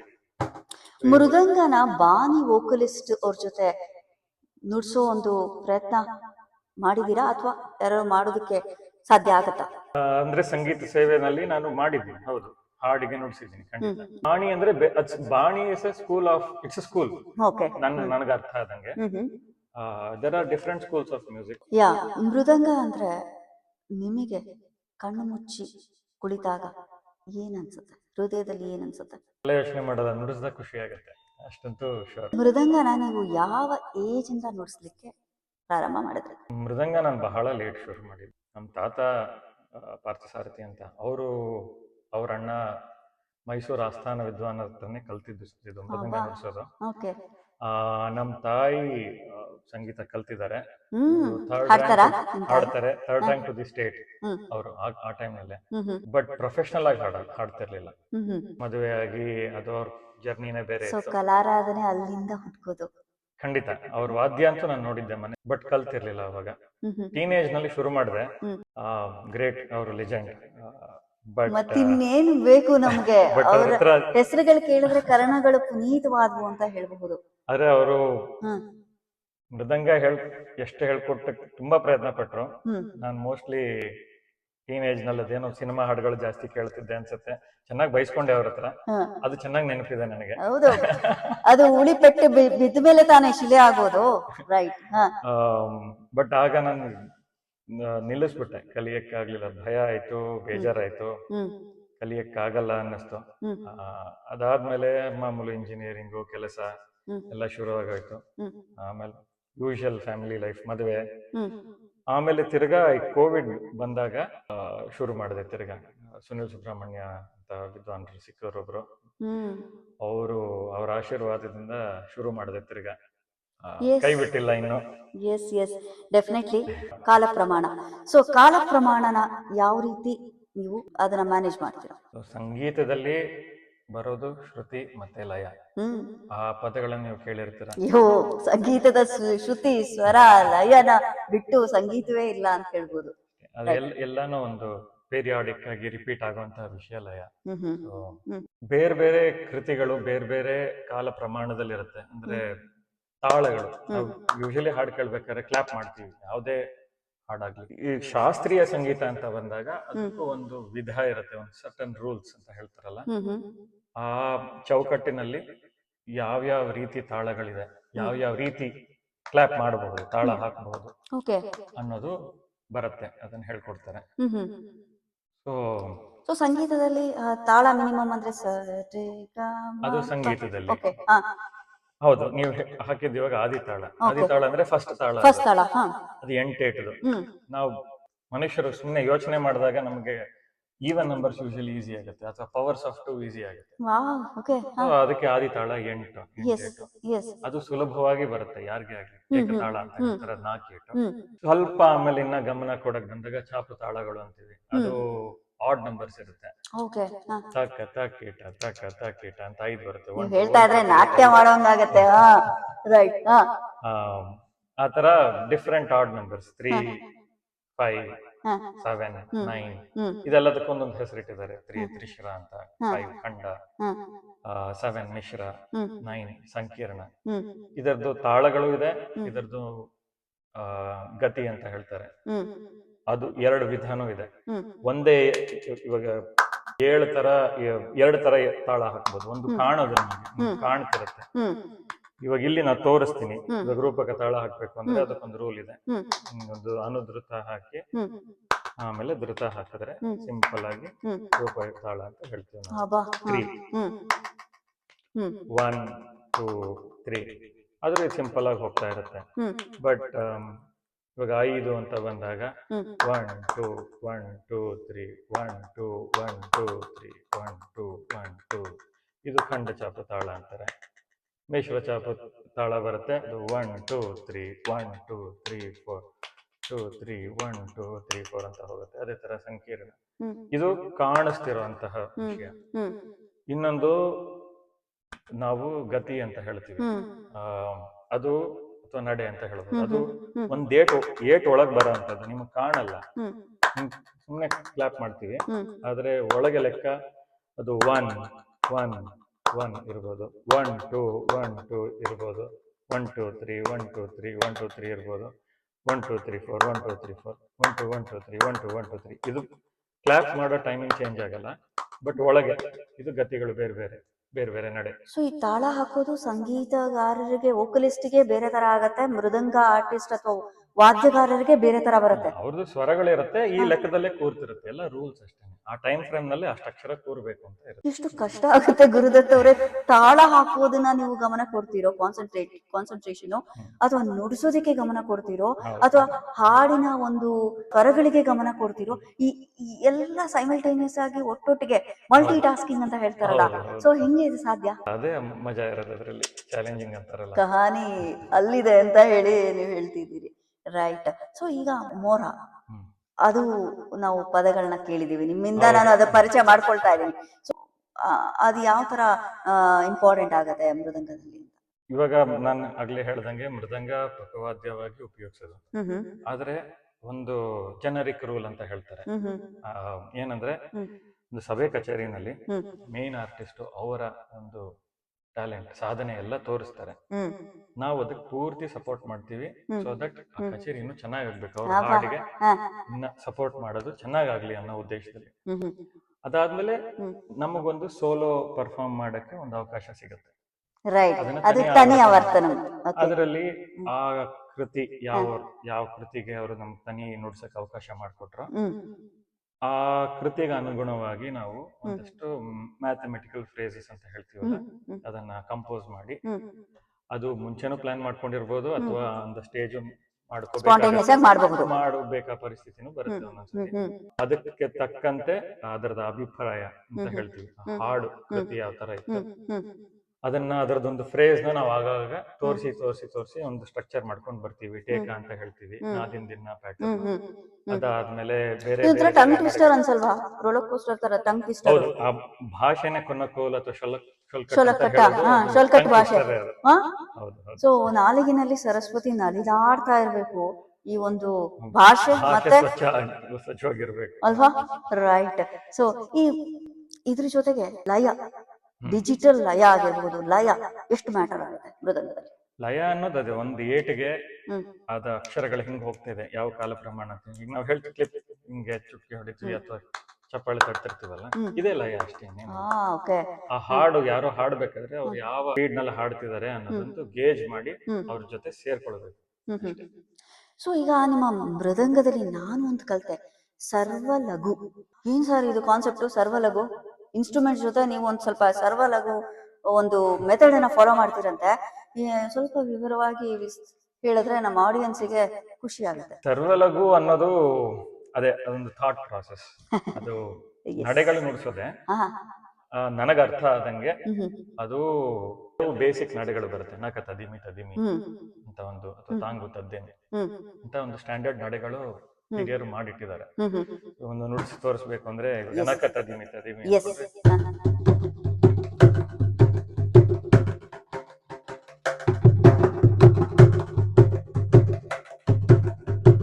ಹೋಗ್ತಿರ್ಬೇಕಾದ್ರೆ ನಾಲ್ಕು ಅಕ್ಷರ ಹೋಗ್ತಾ ಇರುತ್ತೆ. ನೀವು ನುಡಿಸ್ತಾ ಇದ್ರೆ ಕೇಳ್ತಾನೇ ಇರ್ಬೇಕು ಅಂತ ಅನ್ಸ್ತಾ ಇರುತ್ತಲ್ಲ ಗುರುದತ್ ಅವ್ರೆ. ಅಂದ್ರೆ ಅಷ್ಟು ನೀವು ತಲ್ಲೀನರಾಗಿದ್ದೀರಿ ವಾದ್ಯದೊಟ್ಟಿಗೆ ಅಂತ. ಸೊ ಇದೊಂದು ಪ್ರಕಾರ ಆದ್ರೆ, ಯಾರಾದ್ರೂ ಈಗ ಒಂದು ಕಾನ್ಸರ್ಟ್ ಅಲ್ಲಿ ವೋಕಲಿಸ್ಟ್ ಸ್ಪೀಡ್ ಫ್ರೇಸ್ ಅಲ್ಲಿ ನುಡಿಸ್ತಾ ಹೋದಾಗ ಮೃದಂಗಿಸ್ಟ್ ಆಗಿ ನೀವ್ ಹೆಂಗೆ ಅವ್ರನ್ನ ಮ್ಯಾಚ್ ಮಾಡ್ತೀರಾ? ಅದೇ ಆ ನಡೆಗಳಿರುತ್ತಲ್ಲ, ಅದ್ರಲ್ಲಿ ಒಂದು ಬೇರೆ ಬೇರೆ ತರ ನಡೆಗಳು ಬರ್ತೀವಿ. ಈಗ ನಕ ತದಿಮಿ ತದಿಮಿ ಉದಾಹರಣೆನೆ ತಗೊಂಡ್ರೆ ಅದು 4 ಅಕ್ಷರ ಹೋಗ್ತಾ ಇರುತ್ತೆ. ನಕ ತದಿಮಿ ತದಿಮಿ ನಕ ತದಿಮಿ ತದಿಮಿ. ಅವ್ರ ಮೇಲ್ ಕಾಲಕ್ಕೆ ಹೋದಷ್ಟು, ಅಂದ್ರೆ ಅವ್ರ ಮೇಲಿನ ಸ್ಥಾಯಿ ಹಾಡ್ತಾರೆ, ಅವಾಗ ನಾವು ಆ ಎನರ್ಜಿ ಮ್ಯಾಚ್ ಮಾಡಕ್ಕೆ ನಾವು ಅದನ್ನ ಡಬಲ್ ಮಾಡ್ಕೊಳ್ಬಹುದು. ಇವಾಗ ನಕ ತದಿಮಿ ತದಿಮಿ ನಕ ತದಿಮಿ ತದಿಮಿ ನಕ ತದಿಮಿ ತದಿಮಿ ನಕ ತದಿಮಿ ತದಿಮಿ ಅಂತ ನೋಡಿಸ್ತೀವಿ. ಅಥವಾ ಅದು ಕೈ ಒಂದೊಂದ್ಸತಿ ಓಡಲ್ಲ, ಅನ್ಕೊಳ್ತೀವಿ, ತಲೆನಲ್ಲಿ ಬರ್ತಿರತ್ತೆ ಲೆಕ್ಕ, ಕೈಗೆ ಬರಲ್ಲ, ಯಾಕಂದ್ರೆ ಅದು ಕಾಲ ಪ್ರಮಾಣ ಅಷ್ಟು ಫಾಸ್ಟ್ ಆಗಿರುತ್ತೆ ಕೆಲವೊಮ್ಮೆ. ಅವಾಗ ಅದ್ರದ್ದೊಂದು ಟೋನ್ ಡೌನ್ ವರ್ಷನ್ ಅಂತ ಹೇಳ್ತೀವಿ. ನಕದೀಮ್ ತದೀಮ್ ನಕದೀಮ್ ತದೀಮ್ ನಕದೀಮ್ ತದೀಮ್ ಅಂತ ನೋಡಿಸ್ಬೋದು. ಅದರದ್ದೇ 8 ಅಕ್ಷರ ಜಾಗ ಪ್ಲೇಸ್ ಹೋಲ್ಡರ್ ಅದೇ ಇರುತ್ತೆ. ಇವಾಗ ಒಂದು ಉದಾಹರಣೆಗೆ ಇದು ಲೋವರ್ ಎನರ್ಜಿ,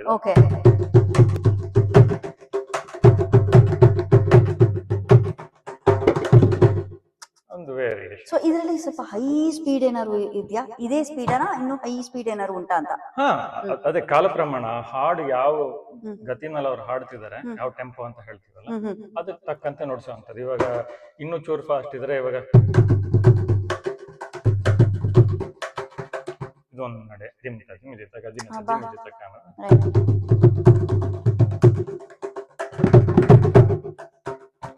ಸೊ ಇದರಲ್ಲಿ ಮೃದಂಗದಲ್ಲಿ ಟೆಂಪೋ ಬರುತ್ತೆ. ಅದು ಅದೇ ಟೆಂಪೋ ಅನ್ನೋದು ಅದು ಒಂದು ಸ್ಪೀಡ್, ಅದ್ರ ಬಗ್ಗೆ ಸಂಗೀತದಲ್ಲಿ ಇದ್ದೇ ಇರುತ್ತೆ. ರೈಟ್. ಅದು ಇದು ಯಾವ ತರ ಟೆಂಪೋ ಅಂತ ಕನ್ಸಿಡರ್ ಮಾಡ್ತೀರಿ? ಸೆಕೆಂಡ್, ಥರ್ಡ್ ಆ ತರನಾ ಅಥವಾ ಹೆಂಗೆ ಅಂತ? ಅದು ತುಂಬಾ ಅದು ಸಂಗೀತದಲ್ಲಿ ಹಾಡೋರ್ಗು ಇರುತ್ತೆ. ಅದನ್ನ 1ನೇ ಕಾಲ, 2ನೇ ಕಾಲ, 3ನೇ ಕಾಲ ಅಂತ ಮಾತಾಡ್ತೀವಿ. Basically doubling of that. ಮೊದಲನೇ ಕಾಲ ಅಂದ್ರೆ 1 ಏಟಿಗೆ 1 ಅಕ್ಷರ, 1 1 1. 2ನೇ ಕಾಲ ಅಂದಾಗ 1 1 2 1 2 1 2 1 2. 3ನೇ ಕಾಲ ಅಂದ್ರೆ ತಿರ್ಗಾ ಅದ್ರದ್ದು ಡಬಲ್ 1 2 3 4 1 2 3 4 1 2 3 4 1 2 3 4. ಅದ್ರದ್ದು 4ನೇ ಕಾಲ ಅಂದ್ರೆ 8 ಅಕ್ಷರ, ಸುಮ್ಮನೆ ಡಬಲ್ ಮಾಡ್ತಾ ಹೋಗೋದು.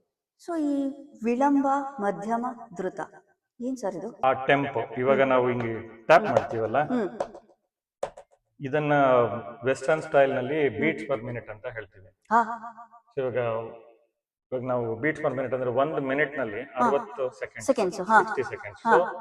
ಇವಾಗ ನಾನು ಸೆಕೆಂಡ್ ಮುಳ್ಳಿಗೆ ಹ್ಮ್ ಸಿಂಕ್ರನೈಸ್ ಆಗಿ ಕ್ಲಿಕ್ ಮಾಡ್ತಾ ಇದ್ರೆ ಹಾ. 1 ನಿಮಿಷಕ್ಕೆ 60 ಸತಿ ಕ್ಲಿಕ್ ಮಾಡ್ತೀವಿ. ಸೊ ಇಂಗ್ಲಿಷ್ ನವ್ರ ಪ್ರಕಾರ ಅದು ಒಂದೊಂದು ಗ್ರಾನ್ಯುಲರ್ ಲೆವೆಲ್ 60 BPM, 61 BPM, ಆ ತರ 70, 80, 100 ವಾಟ್ ಎವರ್ ಆ ರೇಂಜ್ ಫುಲ್ ಇದೆ. ಆದ್ರೆ ನಮ್ಮ ಇಂಡಿಯನ್ ಶಾಸ್ತ್ರೀಯ ಸಂಗೀತದಲ್ಲಿ ನಂಬರ್ ಇಲ್ಲ. ಮಧ್ಯಮ ಕಾಲ, ವಿಳಂಬ ಕಾಲ ಅಂತ ನೀವು ಹೇಳಿದಾಗ ಅದೆಲ್ಲ ಚೂರು ಒಂದು 50-60 BPM ಸ್ಪೀಡ್ ನಲ್ಲಿ ಇರುವಂತದ್ದು ವಿಳಂಬ ಕಾಲ ಅಂತೀವಿ. ಮಧ್ಯಮ ಕಾಲ ಅಂದ್ರೆ ಅದಕ್ಕಿಂತ ಒಂದು ಚೂರು ಫಾಸ್ಟ್ ಆಗಿರುತ್ತೆ. ಸೊ ಇದು 60ಗಿಂತ ಜಾಸ್ತಿ ಇದೆ, ಇದು ಮಧ್ಯಮ ಕಾಲ. ವಿಳಂಬ ಕಾಲ ಅಂದಾಗ ಅದು ಇನ್ನಷ್ಟು ಚೂರು ನಿಧಾನಕ್ಕಿರುತ್ತೆ, ಆ ತರ. ಸೊ ಈ ಬೀಟ್ಸು ಆ ಕಾಲ ಪ್ರಮಾಣದಲ್ಲಿ ನುಡಿಸ್ಲಿಲ್ಲ ಅಂದ್ರೆ ಅದು ಪರಿಪೂರ್ಣತೆ ಆಗಲ್ಲ ಅಂತೀರಾ? ಕೆಲವು ಕೃತಿಗಳು ಆ ತರ ಆ ರಾಗದ್ದು ಆ ಸ್ಪೀಡ್ ನಲ್ಲೇ ಇದ್ರೆ ಅದಕ್ಕೊಂದು ತೂಕ ಅರ್ಥ ಇರುತ್ತೆ. ಮುಕ್ತಾಯ ಅಂತ ಒಂದು ಪದನ ನಾನು ಕೇಳ್ಪಟ್ಟೆ ಮೃದಂಗದಲ್ಲಿ. ಸೊ ನೀವು ಸಾಮಾನ್ಯದವರಿಗೆ ಗೊತ್ತಿರ್ಬೇಕು ಅಂದ್ರೆ ಮುಕ್ತಾಯ ಅಂದ್ರೆ ಮುಗಿದೋಯ್ತು ಗುರು ಅನ್ನೋ ರೀತಿನಲ್ಲಿ, ಈ ಮುಕ್ತಾಯಕ್ಕೂ ಮೃದಂಗಕ್ಕೂ ಏನ್ ರಿಲೇಷನ್? ಇನ್ನು ಅದಕ್ಕೂ ಸೇರಿ ಹೇಳ್ತಾರೆ, ಮೂರಕ್ಕೆ ಮುಕ್ತಾಯ ಅಂತ ಸಾಮಾನ್ಯವಾಗಿ ಬಳಸ್ತಾರೆ. ಏನಂದ್ರೆ ಅಗೇನ್ ಪಕವಾದ್ಯ ಅಂತ ಬರ್ತೀವಿ. ಹಾಡೋರಿಗೆ ನಾವು ಎಂಬಲಿಶ್, ಅವ್ರು ಹಾಡೋದನ್ನ ಚೆನ್ನಾಗ್ ಆಗ್ಬೇಕು, ವೇರಿಯೇಷನ್ಸ್ ತೋರಿಸ್ಬೇಕು. ಹಾಡು ಮುಗೀತು ಅನ್ನೋದಕ್ಕೊಂದು ಸಿಗ್ನಲ್. ಅಥವಾ ಒಂದು ಇವಾಗ ಹಾಡ್ಬೇಕಾದ್ರೆ ಪಲ್ಲವಿ, ಒಂದು ಸ್ಟ್ರಕ್ಚರ್ ಇರುತ್ತೆ, ಪಲ್ಲವಿ, ಅನುಪಲ್ಲವಿ, ಚರಣಗಳು ಅಂತ. ಪ್ರತಿಯೊಂದು ಮುಗಿದಾಗ್ಲೂ ಮುಗೀತು ಅಂತ ಒಂದು ತೋರ್ಸೋದು ಅಷ್ಟೇ.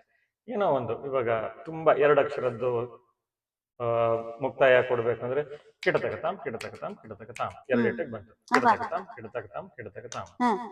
4 ಏಟಿಗೆ ಅಂದ್ರೆ ತಕದಿನ ತಕದಿನ ತಾಂ ತಕದಿನ ತಕದಿನ ತಾಂ ತಕದಿನ ತಕದಿನ ತಾಂ 4 ಏಟು. ತಿರ್ಗ 8, 6 ಎಷ್ಟಕ್ಕಾದ್ರೂ ಅದು something which repeats 3 times and it's a signal. ಸೂಚನೆ. ಈ ವಾದ್ಯನ ಕಲಿಬೇಕಾದ್ರೆ ಮೆಮೊರಿ ಪವರ್ ಜಾಸ್ತಿ ಇರ್ಬೇಕು ಅಂತ ನನ್ನ ಅನಿಸಿಕೆ ಅನಿಸ್ತಾ ಇದೆ ಈಗ. ನನಗ್ ಗೊತ್ತಿರಂಗ್ ಮೆಮೊರಿ ಪವರ್ ಅಲ್ಲ, ಗಣಿತ, ಮ್ಯಾಥ್ ಫಾಸ್ಟ್ ಆಗಿರ್ಬೇಕು. Yes, interesting sir. ಇದಕ್ಕೂ ಗಣಿತಕ್ಕೂ ಏನ್ ಸರ್ ಸಂಬಂಧ? ಇವಾಗ ಯಾರು ಏನೇ ಹಾಡಿದ್ರು, ಅವ್ರು ಏನೇ ಸ್ವರ ಕಲ್ಪನೆ ಮಾಡಿದ್ರು, ನಾವು ಸ್ವರಗಳ ಬಗ್ಗೆ ಗಮನಿಸಲ್ಲ. ಅವರು ಯಾವ ಜಾಗದಲ್ಲಿ ಕೂಡಿಸ್ತಿದ್ದಾರೆ ಅದನ್ನ ಮಾತ್ರ ನೆನಪಿಟ್ಕೊಳ್ತೀವಿ ನಾವು, ಅಥವಾ ಗಮನಿಸ್ತೀವಿ. ಅದಕ್ಕೆ ತಕ್ಕಂತೆ ನಾವು ನುಡಿಸ್ಬೇಕು ಅಂದಾಗ ನಮ್ಗೆ ಆ ಜಾಗಗಳು ಬೇಕು. ಒಂದು ಇವಾಗ ಅವರು ಯೂಶಲಿ ನಾವು ಲೆಕ್ಕ ಹಾಕೋದು ಏಕತಾಳ ಅಂತ ಇಟ್ಕೊಂಡ್ರೆ 1 2 3 4 1 2 3 4 1 2 3 4 1 2 3 4. ನಾನು ಯೋಚನೆ ಮಾಡೋದು ಒಂದು 4 ಏಟು ಅಂತ, ಇಲ್ಲ ಅಂದ್ರೆ 4 4 4 4 ಸೇರಿಸಿದ್ರೆ 16 ಅಕ್ಷರ ಅಂತ ನಾನು ಯೋಚನೆ ಮಾಡೋದು. ಇವಾಗ ಅವ್ರು ಅದಕ್ಕೇನೋ ಒಂದು ಫಾರ್ಮ್ಯಾಟ್ ಮಾಡಿ ಏನೋ ಸ್ವರ ಕಲ್ಪನಾ ಸ್ವರ ಅಂತ ಮಾಡ್ಬೇಕಾದ್ರೆ ಏನೋ ಒಂದು ಪ್ಯಾಟರ್ನ್ಸ್ ಮಾಡ್ತಿರ್ತಾರೆ ಅವ್ರು. ಇವಾಗ 5 ಪ್ಯಾಟರ್ನ್ಸ್ ಮಾಡ್ತಾರೆ, 5 5 5 ಜೋಡಿಸ್ತಾರೆ ಅವ್ರು ಹಾಡ್ಬೇಕಾದ್ರೆ. ಸರಿ ಗಮ ಪದ ನಿಸಾದು ಪ್ಯಾಟರ್ನ್ಸ್ ಮಾಡ್ತಾರೆ. ಆ ಸ್ಟ್ರಕ್ಚರ್ ಗಮನಿಸಿ ನಾನು ಅದನ್ನೇ ನೋಡಿಸ್ಬೇಕು ಅಂದಾಗ ನಂಗೆ ಅದು ಆ ಪ್ಯಾಟರ್ನ್ ಅರ್ಥ ಆಗ್ಬೇಕು. ಇವಾಗ ಒಂದ್ ಫೇಮಸ್ ಪ್ಯಾಟರ್ನ್ 1 ಅಕ್ಷರ ಬಿಟ್ಟು 5 5 ತೋರಿಸೋದು. ಸೊ 16ರಲ್ಲಿ 1 ಕಮ್ಮಿ ಮಾಡಿದಾಗ 15 ಡಿವೈಡೆಡ್ ಬೈ 3 5. So pattern 5. ನನ್ನ ತಲೆಗೆ ಅದು ಕೂರೋದು 5ಗೆ ನೋಡಿಸ್ಬೇಕು, ತದ್ದಿಗೆ ಏನಾಯ್ತು. ಸೊ ಇವಾಗ 1 2 3 4 1 2 3 4 1 2 3 4 1 2 3 4 ಅಂತ ಒಂದು ಲೆಕ್ಕ. 5 5 5 ಬಂತು, ತದ್ದಿಗೆ ಎಣ್ಣಾತು ತದ್ದಿಗೆ ಎಣ್ಣಾತು ತದ್ದಿಗೆ ಎಣ್ಣಾತು ಅಂತ. ಇದು ನಿಮ್ ಫಾರ್ಮುಲಾನ ಅಥವಾ ಜನರಲ್ ಫಾರ್ಮುಲಾನ? ಹಿರಿಯರು ಎಲ್ಲ ಮಾಡಾಗಿದೆ, ನಾವು ರೆಪ್ಲಿಕೇಟ್ ಮಾಡಕ್ ಒಂದು ಪ್ರಯತ್ನ ಅಷ್ಟೇ. ಸೊ ಈಗ ಸಂಗೀತದಲ್ಲಿ ಹಾಡನ್ನ ಪರ್ಫಾರ್ಮ್ ಮಾಡುವಾಗ ಮಾಡಿಫಿಕೇಶನ್ಸ್ ಅಂತ, ಮಾಡ್ಯುಲೇಷನ್ಸ್ ಅಂತ ಎಲ್ಲ ಮಾಡ್ತಾರೆ. ಸೊ ಅದನ್ನ ಸ್ವಲ್ಪ ವರ್ಕೌಟ್ ಮಾಡ್ಬಿಟ್ಟು ಈ ತರ ಮಾಡಿದ್ರೆ ಹೇಗೆ ಅಂತ ಒಂದು ರಿಸ್ಕ್ ತಗೊಂಡು ಪರ್ಫಾರ್ಮ್ ಮಾಡ್ತಾರೆ. ಸೊ ಆ ತರ ಈ ಮೃದಂಗ ವಾದ್ಯದಲ್ಲಿ ಏನಾದ್ರು ಆ ತರ ಜಲಕ್ ಮಾಡ್ಬೋದಾ ಅಂತ? ನನಗ್ ಗೊತ್ತಿರೋ ಹಂಗೆ ಪ್ರೊಫೆಷನಲ್ ಆರ್ಟಿಸ್ಟ್ ಮಾಡ್ತಾರೆ, ಅವ್ರಿಗೆ ಆ ಕೆಪಬಿಲಿಟಿ ಇರುತ್ತೆ. ನನಗದು ಮಾಡಕ್ ಇನ್ನೂ ಗೊತ್ತಾಗಲ್ಲ. ನಾನು ನಮ್ ಗುರುಗಳು ಯಾವಾಗ್ಲೂ ಹೇಳೋದು, ಸ್ಟೇಜ್ ಇರೋದು ಪ್ರಾಕ್ಟೀಸ್ ಮಾಡೋದಕ್ಕಲ್ಲ ಅಂತ. ಮನೆಯಲ್ಲಿ ಎಷ್ಟು ಮಾಡ್ತೀವೋ ಮಾಡು, ಖಂಡಿತ ಬಂದೇ ಬರುತ್ತೆ ಅನ್ನೋದನ್ನ ಮಾತ್ರ ಸ್ಟೇಜ್ ಮೇಲೆ ಬಿಡಿಸುವಂತ. ನಿಮ್ಮ ಪ್ರೊಫೈಲ್ ಅಂತೂ ಅದ್ಭುತವಾಗಿತ್ತು ಅಂತ ನಾನು ಆಗ್ಲೇ ಹೇಳಿದೆ. ಅದನ್ನ ತುಂಬಾ ಚೆನ್ನಾಗಿ ರೂಪಿಸ್ಕೊಂಡು ನಾವು ಆಡಿಯನ್ಸ್ ಮುಂದೆ ತರೋಣ. ಅದಕ್ಕೆ ಮುಂಚೆ ಜನರಲ್ ಪ್ರಶ್ನೆಗಳನ್ನೆಲ್ಲ ಟಚ್ ಮಾಡ್ಬಿಟ್ಟು ನಿಮ್ ಪ್ರೊಫೈಲಿಗೆ ಬರ್ತೀನಿ. ಇದ್ರಲ್ಲಂತೂ ಮಾಡಿಫಿಕೇಶನ್ ಮಾಡ್ಲಿಕ್ಕೆ ಅಸಂಭವ ಅಂತ ನೀವು ಹೇಳ್ತೀರಿ, ಅಂದ್ರೆ ವಾದ್ಯಗಾರರ ಪರಿಪಕ್ವತೆ ಇರುವವರು ಮಾಡ್ಬೇಕು. ಅಂದ್ರೆ ಮಾಡಿಫಿಕೇಶನ್ಸ್ ಅಂದ್ರೆ ಅವ್ರ ಹಾಡ್ಗೆ ಖಂಡಿತ ಅವ್ರ ಹಾಡ್ ಅನುಗುಣವಾಗಿ ಮಾತ್ರ ಮಾಡ್ಬೇಕು. ಅದು ಬಿಟ್ಟು ಬೇರೆ ಎಲ್ಲ ನೋಡ್ಸಿದ್ರೆ ಅದು ಚೆನ್ನಾಗಿ ಕೇಳಲ್ಲ, ಸೇರ್ಬೇಕದು.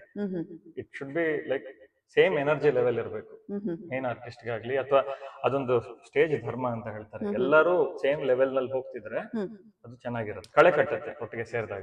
ಇದನ್ನ ನೋಡಿದ್ರೆ ನೀವು ಸಾಮಾನ್ಯವಾಗಿರೋರ್ಗೆಲ್ಲರಿಗೂ ಅನ್ಸುದು ತಬಲಕ್ಕೂ ಇದಕ್ಕೂ ಏನೋ ನಂಟಿದೆ ಗುರು ಅಂತ. ಈ ಗುರು ಏನಂತ ಹೇಳ್ತಾರೆ? ಖಂಡಿತ, ಅಂದ್ರೆ ಎರಡು ಒಂದ್ ಕಾಮನ್ ವಿಷಯ, ಎರಡು ಪರ್ಕಷನ್ ಇನ್ಸ್ಟ್ರೂಮೆಂಟ್, ಎರಡು ಇಂಡಿಯನ್ ಇನ್ಸ್ಟ್ರೂಮೆಂಟ್.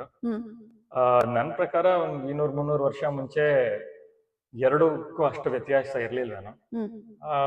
ಐ ಥಿಂಕ್ ಈ ಮಿಡ್ಲ್ ಈಸ್ಟ್ ಅಲ್ಲಿಂದ ಸ್ವಲ್ಪ ಇನ್ಫ್ಲುಯೆನ್ಸ್ ಆಗಿ ತಬಲಾದು ಪಾಠಗಳಾಗ್ಲಿ ಅಥವಾ ನುಡಿಸಾಣಿಕೆ ಚೂರು ಬದಲಾಗಿರ್ಬೋದು. ಅದಕ್ಕೆ ಅಲ್ಲೂ ಕೂಡ ನಾರ್ತ್ ಅಂತ ನಾವು ಹೇಳ್ತೀವಲ್ಲ, ನಾರ್ತ್ ಇಂಡಿಯಾ ಅವ್ರದ್ದು ಹಿಂದೂಸ್ತಾನಿ ಮ್ಯೂಸಿಕ್ ಅಂತ, ಅವ್ರದ್ದು ಪಖಾವಜ್ ಅಂತ ಇದೆ. ಆ ವಾದ್ಯ ನೋಡಕ್ ಹೀಗೆ ಇರುತ್ತೆ, ನುಡ್ಸಾಣಿಕೆನೂ ಹೀಗೆ ಇರುತ್ತೆ, ಪಾಠಗಳಾಗ್ಲಿ ಕೈ ಬೆರಳು ಇಟ್ಕೊಂಡು ನುಡ್ಸೋಂಥದ್ದೆಲ್ಲ ತಬಲಾ ತರ ಇರಲ್ಲ ನೋಡಕ್ಕೆ, ಹೀಗೆ ಇರುತ್ತೆ ನೋಡಕ್ಕೆ. ಅದಕ್ಕೂ ಮಧ್ಯದಲ್ಲಿ ಕರ್ಣೆ ಹಿಂಗೆ ಇರುತ್ತೆ. ಆದ್ರೆ ಅದು ನುಡ್ಸೋದು ಈ ಅಭಾಂಗ್ ಅಂತ ಬೇರೆ ಶೈಲಿ, ಫೋಕ್ ಮ್ಯೂಸಿಕ್, ಅದಕ್ಕೆ ಮತ್ತೆ ಅಲ್ಲಿನ ಹಿಂದೂಸ್ತಾನಿ ಮ್ಯೂಸಿಕ್ ನುಡಿಸ್ತಾರೆ. ಅದನ್ನ ಮೇನ್ ಡಿಫರೆನ್ಸ್ ಇರೋದೇ ಅದು. ಕರ್ನಾಟಕ ಶಾಸ್ತ್ರೀಯ ಸಂಗೀತ ಅಂತ ಬಂದಾಗ ಟ್ರಿನಿಟಿ ಆಫ್ ಮ್ಯೂಸಿಕ್, ತ್ಯಾಗರಾಜರು ಮತ್ತು ಸ್ವಾಮಿ ದೀಕ್ಷಿತರು, ಶ್ಯಾಮ ಶಾಸ್ತ್ರಿಗಳು ಅವರು ರಚನೆ ಮಾಡಿರೋ ಕೃತಿಗಳಿಗೆ ನುಡಿಸ್ಬೇಕಾದ್ರೆ ಅದು ಈ ಸೌತ್ ಇಂಡಿಯನ್ ಅವರು ಒಂದು ಶೈಲಿನಲ್ಲಿ ಅದನ್ನ ಬೆಳೆಸ್ಕೊಂಡು ಬಂದಿದ್ದಾರೆ. ಅದಕ್ಕೆ ಅನುಗುಣವಾಗಿ ನುಡಿಸ್ತೀವಿ. ಅಗೇನ್ ಮೃದಂಗದಲ್ಲೂ ಟ್ರಿನಿಟಿ ಇದಾರೆ, ಮಣಿ ಸರ್ ಇದಾರೆ, ಮುರುಘ ಭೂಪತಿ ಸರ್ ಅಂತ ಇದಾರೆ.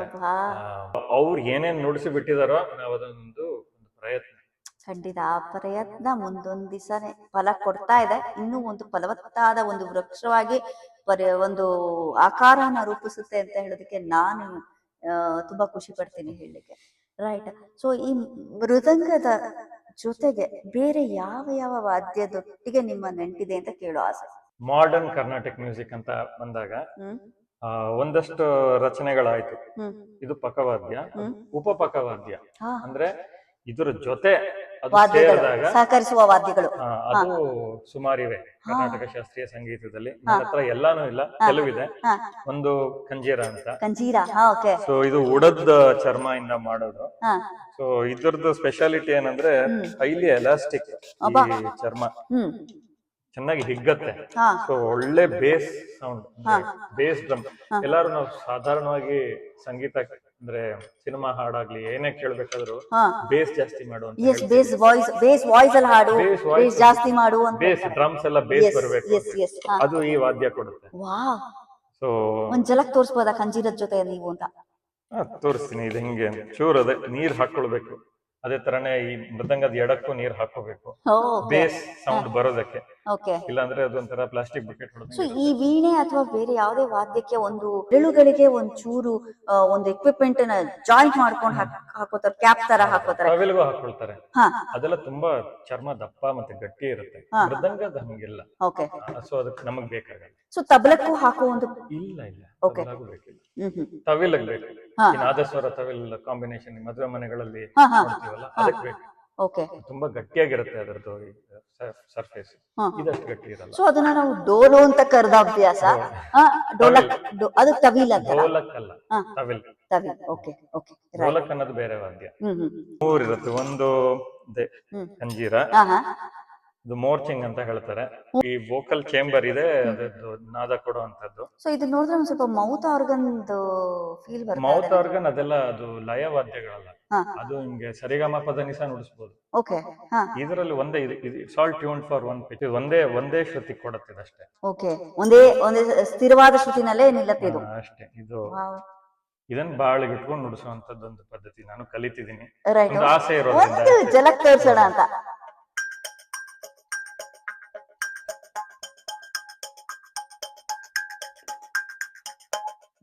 ಬರುತ್ತೆ. ಅಂದ್ರೆ ಈ ಒಂದು ವಾದ್ಯನ ನುಡಿಸ್ಬೇಕಾದ್ರೆ ನಾಲಿಗೆಗೆ ಎಷ್ಟು ಸೂಕ್ಷ್ಮ, ನಾಲಿಗೆ ಹುಷಾರಾಗಿ ಇಟ್ಕೋಬೇಕು, ಒಳಗೆ ಇಟ್ಕೋಬೇಕು, ಇಲ್ಲಾಂದ್ರೆ ಇದಕ್ಕೆ ಸಿಕ್ಕಾಕೊಂಡ್ರೆ ಕಟ್ಟಾಗ್ಬಿಡುತ್ತೆ. ಅಂದ್ರೆ ಖುಷಿ ಆಗುತ್ತೆ ಗುರುದತ್ ಅವರೇ, ನೀವು ಆತರ ವಾದ್ಯಗಳೊಟ್ಟಿಗೆ ಸುಮ್ನೆ ನಿಮ್ಮ ನಂಟು ಇಟ್ಕೋತಾ ಇದ್ದೀರಿ ಅಷ್ಟೇ ಅಂತ. ನಂಟು, ಅಷ್ಟೇ ಒಂದು ಪ್ರಯತ್ನ ಕಲಿಯಕ್ಕೆ. ಎಸ್. ಸೊ ಅದೇ ತರ ಇದು ಕಂಜೀರ, ಹಾ ಪಿಚ್ ಬೆಂಡ್ ನೋಡಿ ಮಾಡು.